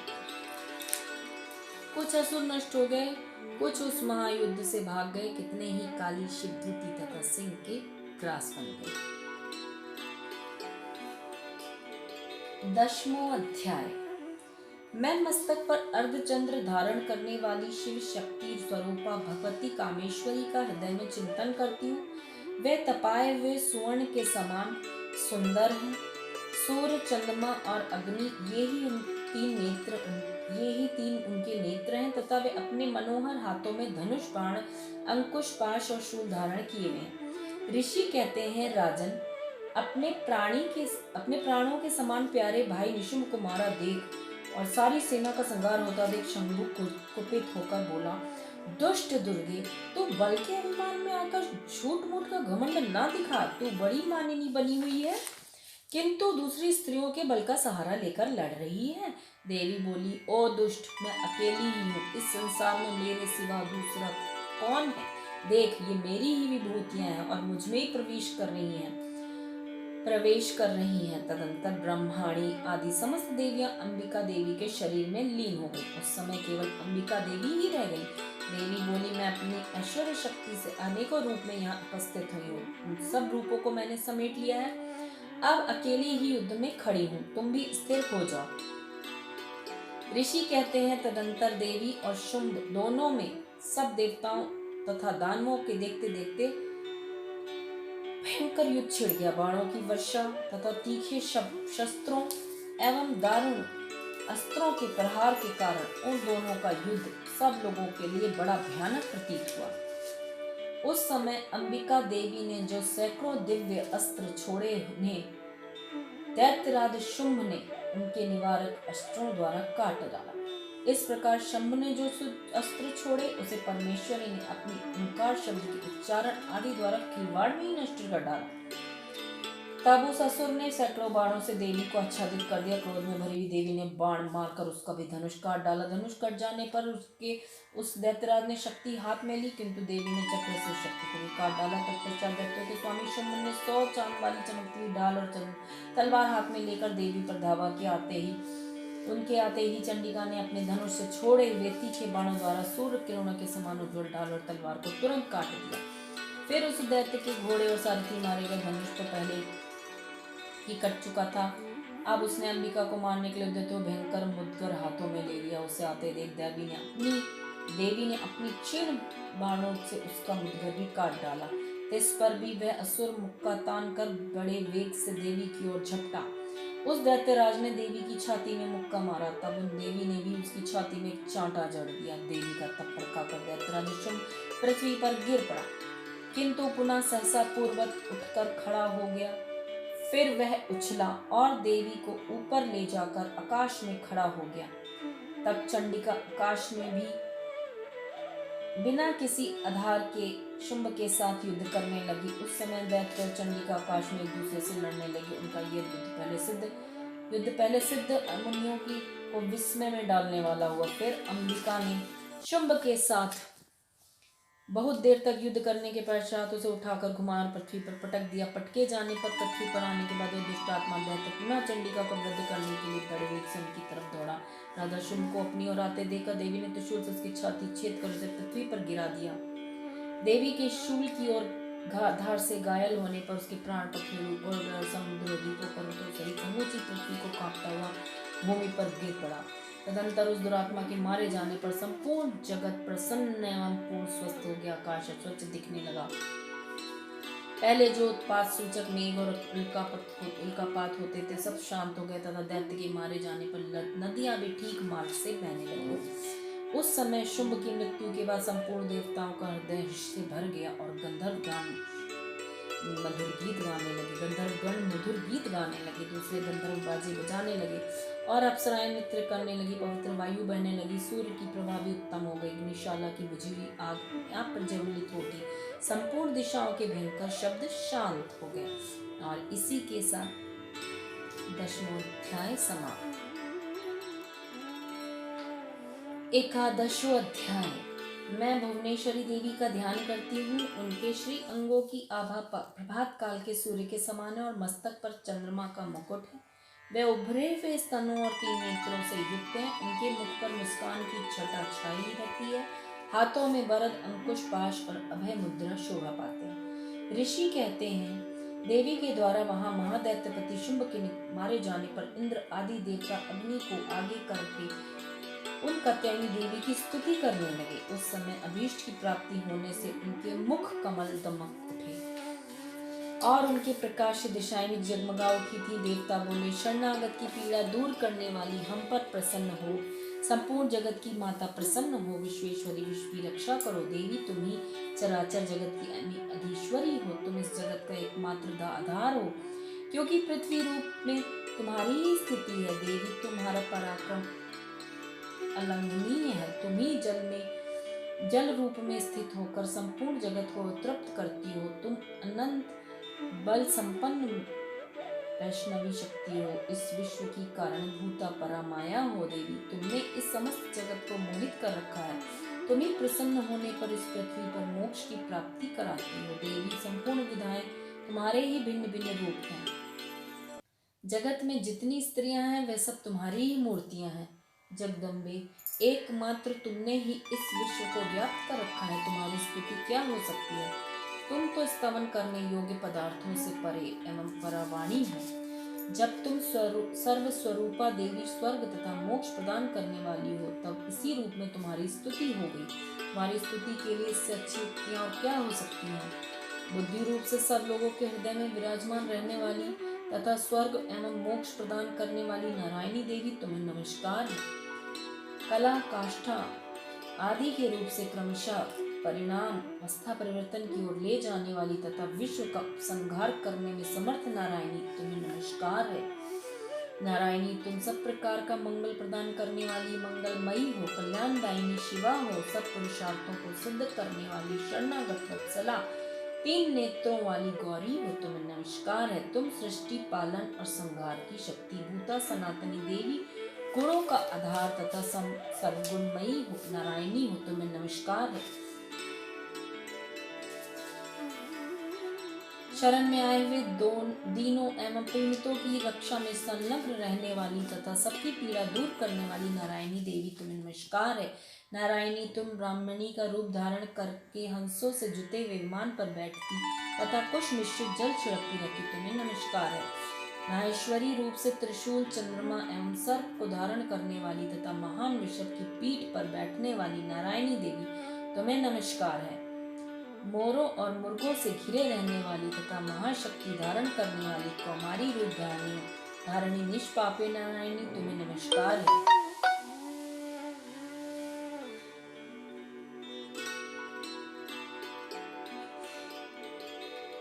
शंख, चक्र, गदा और शार्ग धनुष रूप उत्तम आयुधों को धारण करने वाली वैष्णवी शक्ति रूपा नारायणी, तुम प्रसन्न हो, तुम्हें नमस्कार है। हाथ में भयानक महाचक्र लिए और दाढ़ों पर धरती को उठाए वाराही रूप धारणी कल्याण में नारायणी, तुम्हें नमस्कार है। भयंकर नरसिंह रूप से दैत्यों के वध के लिए उद्योग करने वाली तथा त्रिभुवन की रक्षा में संलग्न रहने वाली नारायणी, तुम्हें नमस्कार है। मस्तक पर किरीट और हाथ में महावज्र धारण करने वाली, सहस्त्र नेत्रों के कारण उद्दीप्त दिखाई देने वाली और वृत्रासुर के प्राणों को अपहरण करने वाली इंद्र शक्ति रूपा नारायणी देवी, तुम्हें नमस्कार है। शिवदूती रूप से दैत्यों की महती सेना का संहार करने वाली, भयंकर रूप धारण तथा विकट गर्जना करने वाली नारायणी, तुम्हें नमस्कार है। दाढ़ों के कारण विकराल मुख वाली, मुंडमाल से विभूषित मुंडमर्दिनी चामुंडा रूपा नारायणी, तुम्हें नमस्कार है। लक्ष्मी, लज्जा, महाविद्या, श्रद्धा, पुष्टि, स्वधा, ध्रुवा, महारात्रि तथा महाअविद्या रूपा नारायणी, तुम्हें नमस्कार है। मेधा, सरस्वती, वरा, श्रेष्ठा, भूति, भ्रवी रंग की या पार्वती, तामसी, नियता तथा ईशा रूपिणी नारायणी, तुम्हें नमस्कार है। सर्वरूपा, सर्वेश्वरी तथा सब प्रकार की शक्तियों से संपन्न दिव्य रूपा दुर्गे देवी, तुम्हें नमस्कार है। कात्यायनी, यह तीन लोचनों से विभूषित तुम्हारा सौम्य सुख सब प्रकार के भयों से हमारी रक्षा करे, तुम्हें नमस्कार है। भद्रकाली, ज्वालाओं के कारण विकराल प्रतीत होने वाला, अत्यंत भयंकर और समस्त असुरों का संहार करने वाला तुम्हारा त्रिशूल भय से हमें बचाए, तुम्हें नमस्कार है। देवी, जो अपनी ध्वनि से संपूर्ण जगत को व्याप्त करके दैत्यों के तेज नष्ट किए देता है, वह तुम्हारा घंटा हम लोगों की पापों से उसी प्रकार रक्षा करे जैसे माता अपने पुत्रों की बुरे कर्मों से रक्षा करती है। चंडिके, तुम्हारे हाथों में सुशोभित खड्ग जो असुर के रक्त और चर्बी से चर्चित है, हमारा मंगल करे, हम तुम्हें नमस्कार करते हैं। हे देवी, तुम प्रसन्न होने पर सब रोगों को नष्ट कर देती हो और कुपित होने पर मनवांछित सभी कामनाओं का नाश कर देती हो। जो लोग तुम्हारी शरण में जा चुके हैं उन पर विपत्ति तो आती ही नहीं। तुम्हारी शरण में गए हुए मनुष्य दूसरों की शरण देने वाले हो जाते हैं। देवी अंबिके, तुमने अपने स्वरूप को अपने भागों में विभक्त करके नाना प्रकार के रूपों से जो इस समय इन धर्मद्रोही महादैत्यों का संहार किया, वे सब तुम्हारी वह सब दूसरी कौन कर सकता है? विद्याओं में ज्ञान को प्रकाशित करने वाली, शास्त्रों में आदि वाक्यों में तुम्हारे सिवा किसका वर्णन है? यह तुमको छोड़कर दूसरी शक्ति कौन ऐसी है जो विश्व को ज्ञान में घोर अंधकार परिपूर्ण ममता रूपी गड्ढे में निरंतर भटका रही है? जहाँ राक्षस, जहाँ भयंकर विश्व वाले सर्प, जहाँ शत्रु, जहाँ लुटेरों की सेना और जहाँ दावा न लो, वहाँ समुद्र के बीच में भी साथ रहकर तुम विश्व की रक्षा करती हो। विश्वेश्वरी, तुम विश्व का पालन करती हो, विश्व रूपा हो, इसीलिए संपूर्ण विश्व को धारण करती हो। तुम भगवान विश्वनाथ की भी वंदनीय हो। जो लोग भक्ति पूर्वक तुम्हारे सामने मस्तक झुकाते हैं, वे संपूर्ण विश्व को आश्रय देने वाले होते हैं। देवी, प्रसन्न हो। जैसे इस समय असुरों का वध करके तुमने शीघ्र ही हमारी रक्षा की है, उसी प्रकार सदा हमें शत्रुओं के भय से बचाओ। संपूर्ण जगत का पाप नष्ट कर दो और उत्पात एवं पापों के फल स्वरूप प्राप्त होने वाली महामारी आदि बड़े बड़े उपद्रवों को शीघ्र दूर करो। विश्व की पूरा पीड़ा दूर करने वाली देवी, हम तुम्हारे चरणों पर पड़े हुए हैं, हम पर प्रसन्न हो। तुम लोग निवासियों की पूजनीय परमेश्वरी, सब लोगों को वरदान दो।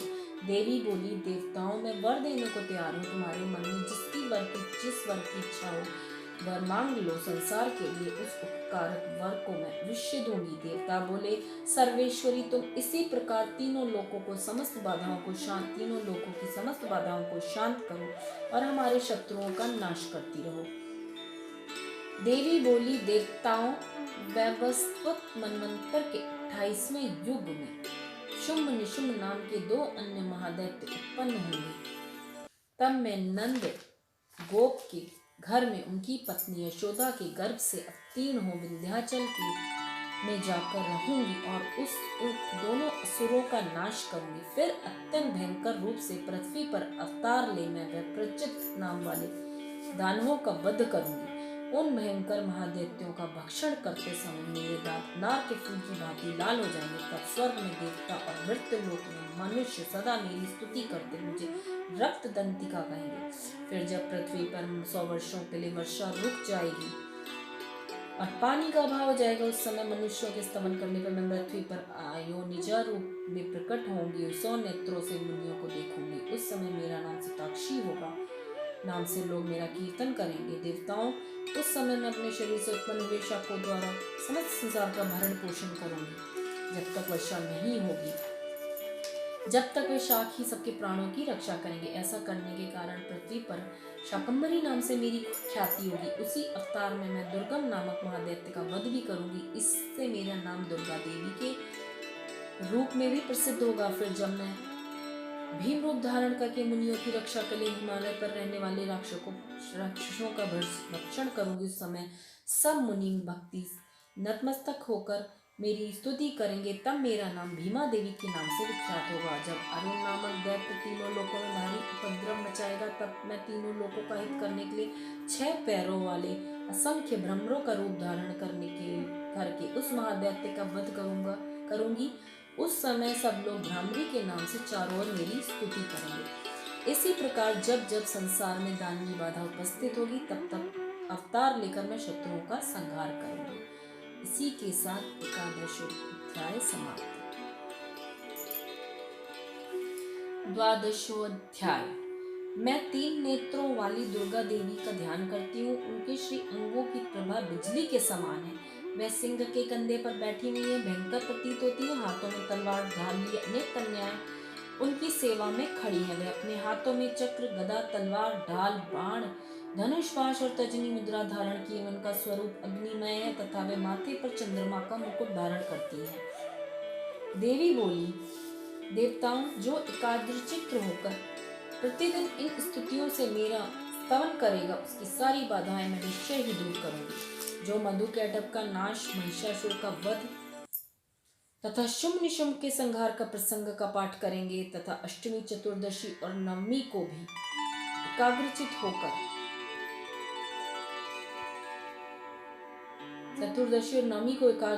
भक्ति पूर्वक मेरे उत्तम महात्म्य का श्रवण करेंगे, उन्हें कोई पाप नहीं छू सकेगा। उन पर पाप जनित आपत्तियां भी नहीं आएंगी। उनके घर में भी कभी दरिद्रता नहीं होगी और उनको कभी प्रेमी जनों का विक्षोभ का कष्ट भी नहीं भोगना पड़ेगा। इतना ही नहीं, उन्हें शत्रु से, लुटेरों से, राजा से, शस्त्र से, अग्नि से और तथा जल की राशि से भी कभी भय नहीं होगा। इसीलिए सबको एकाग्रचित होकर भक्ति पूर्वक मेरे इस महात्म्य को सदा पढ़ना और सुनना चाहिए। यह परम कल्याणकारक है। मेरा महात्म्य महामारी जनित समस्त उपद्रवों एवं आध्यात्मिक आदि तीनों प्रकार के उत्पातों को शांत करने वाला है। मेरे जिस मंदिर में प्रतिदिन विधि पूर्वक मेरे इस महात्म्य का पाठ किया जाता है, उस स्थान को मैं कभी नहीं छोड़ती। वहाँ सदा ही मेरा सन्निधान बना रहता है। बलिदान, पूजा, होम तथा महोत्सव के अवसरों पर मेरे इस चरित्र का पूरा पाठ तथा श्रवण करना चाहिए। ऐसा करने पर मनुष्य विधि को जानकर या विधि जाने बिना जाने भी मेरे लिए जो बलि, पूजा या होम आदि करेगा, मैं उसे बड़ी प्रसन्नता के साथ ग्रहण करूंगी। शरद काल में जो वार्षिक महापूजा होती है, उस अवसर पर जो मेरे इस महात्म्य को भक्ति पूर्वक सुनेगा, वह मनुष्य मेरे प्रसाद से सब बाधाओं से मुक्त तथा धन दाने से एवं पुत्र से संपन्न होगा। इसमें तनिक भी संदेह नहीं है। मेरे इस महात्म्य में मेरे इस प्रादुर्भाव की सुंदर कथाएं तथा युद्ध में किए हुए मेरे पराक्रम सुनने से मनुष्य निर्भय हो जाता है। मेरे महात्म्य का श्रवण करने से पुरुषों के शत्रु नष्ट हो जाते हैं, उन्हें कल्याण की प्राप्ति होती है तथा उनका कुल आनंदित रहता है। सर्वत्र शांति, कर्म में बुरे स्वप्न दिखाई देने पे तथा ग्रह जनित भयंकर पीड़ा उपस्थित होने पर मेरे महात्म्य श्रवण करना चाहिए। इसमें सब विघ्न तथा भयंकर ग्रह पीड़ाएं शांत हो जाती हैं और मनुष्यों द्वारा देखा हुआ दुस्वप्न शुभ स्वप्न में परिवर्तित हो जाता है। बाल ग्रहों से आक्रांत हुए बालकों के लिए ये महात्म्य शांति कारक है तथा मनुष्यों के संगठन में फूट होने पर भी अच्छी प्रकार मित्रता कराने वाला होता है। यह महात्म्य समस्त दुराचारियों के बल का नाश करने वाला है। इसके पाठ मात्र से राक्षसों, भूतों, पिशाचों का नाश हो जाता है। मेरा ये सब महात्म्य मेरे समीप्य की प्राप्ति कराने वाला है। पशु, पुष्प, अर्घ्य, धूप, दीप, गंध आदि उत्तम सामग्रियों द्वारा पूजन करने से, ब्राह्मणों को भोजन कराने से, होम करने से, प्रतिदिन अभिषेक करने से, नाना प्रकार के अन्य भोगों का अर्पण करने से तथा दान देने आदि से 1 वर्ष तक जो मेरी आराधना की जाती है और उससे मुझे जितनी प्रसन्नता होती, उतनी प्रसन्नता मेरे इस उत्तम चरित्र का एक बार श्रवण मात्र करने मात्र से हो जाती है। ये महात्म्य श्रवण करने पर पापों को हर लेता है और आरोग्य प्रदान करता है। मेरे प्रादुर्भाव का कीर्तन समस्त भूतों से रक्षा करता है तथा मेरा युद्ध विषयक चरित्र दुष्ट दैत्यों का संहार करने वाला है। इसके श्रवण करने पर मनुष्यों को शत्रु का भय नहीं रहता। देवताओं, तुमने और ब्रह्मर्षियों ने जो मेरी स्तुतियां की हैं तथा ब्रह्मा जी ने जो स्तुतियां की हैं, वे सभी कल्याण में बुद्धि प्रदान करती हैं। वन में, सोने मार्ग में या दावानल से घिर जाने पर, निर्जन स्थान में लुटेरों के दाव में पड़ जाने पर या शत्रुओं के पकड़े जाने पर या जंगल में सिंह, व्याघ्र या जंगली हाथियों के पीछा करने पर, कुपित राजा के आदेश से वध या बंधन के स्थान में ले जाने पर या महासागर में नाव पर बैठने के बाद भारी तूफान से नाव के डगमग होने पर और अत्यंत भयंकर युद्ध में शस्त्रों का प्रहार होने पर या वेदना से पीड़ित होने पर, सभी भयानक बाधाओं के उपस्थित होने पर जो मेरे इस चरित्र का स्मरण करता है, वह मनुष्य संकट से मुक्त हो जाता है। मेरे प्रभाव से सिंह आदि हिंसक जंतु नष्ट हो जाते हैं तथा लुटेरे और शत्रु भी मेरे चरित्र का स्मरण करने वाले पुरुष से दूर भागते हैं।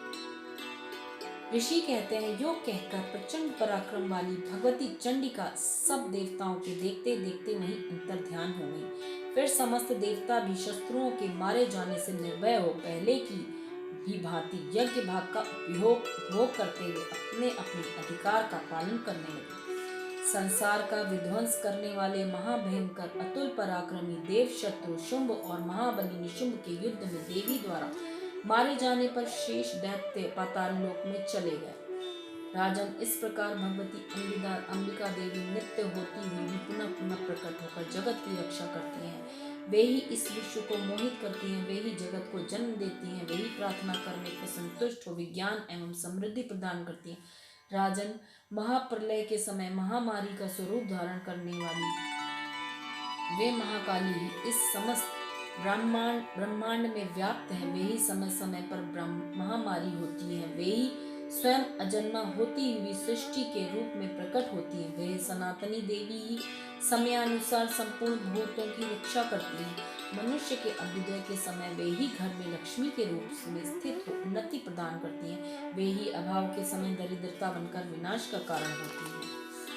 पुष्प धूप गंध आदि से पूजन करके उनकी स्तुति करने पर वे धन पुत्र धार्मिक बुद्धि तथा उत्तम गति प्रदान करती है। द्वादशोध्याय समाप्त। त्रयोदशो अध्याय।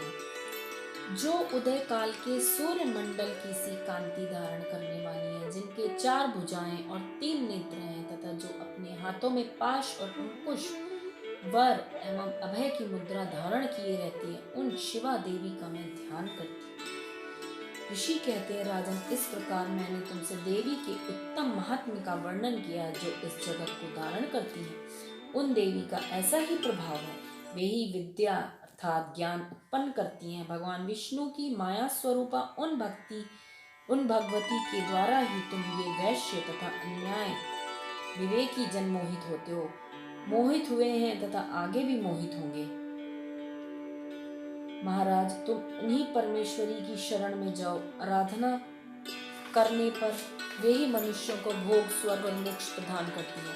मार्कंडेय जी कहते हैं, कौष्टुकी जी, मेधा मुनि के वही वचन सुनकर राजा सूरथ ने उत्तम व्रत का पालन करने वाले उन महाभाग महर्षि को प्रणाम किया।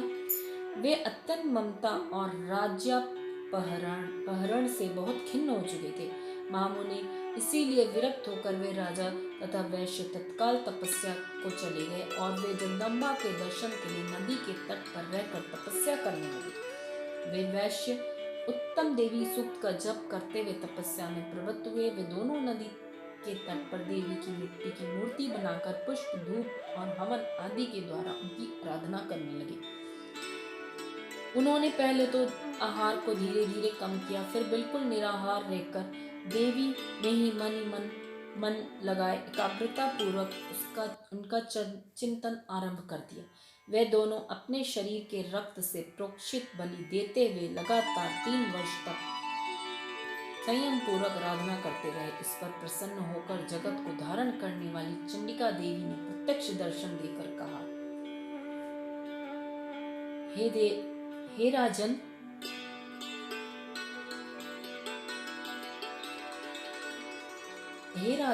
तथा अपने कुल को आनंदित करने वाले वैश्य, तुम लोग जिस वस्तु की अभिलाषा रखते हो मुझसे मांगो, मैं संतुष्ट हूँ, अब तुम्हें सब कुछ दूंगी।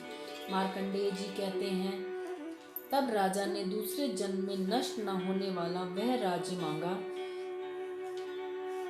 तथा इस जन्म में भी शत्रुओं की सेना को बलपूर्वक नष्ट करके पुनः अपना राज्य प्राप्त कर लेने वाला वरदान मांगा।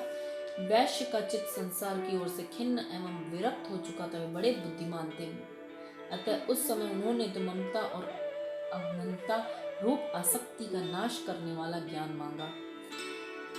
देवी बोली, राजन, तुम थोड़े ही दिनों में शत्रुओं को मारकर अपना राज प्राप्त कर लोगे।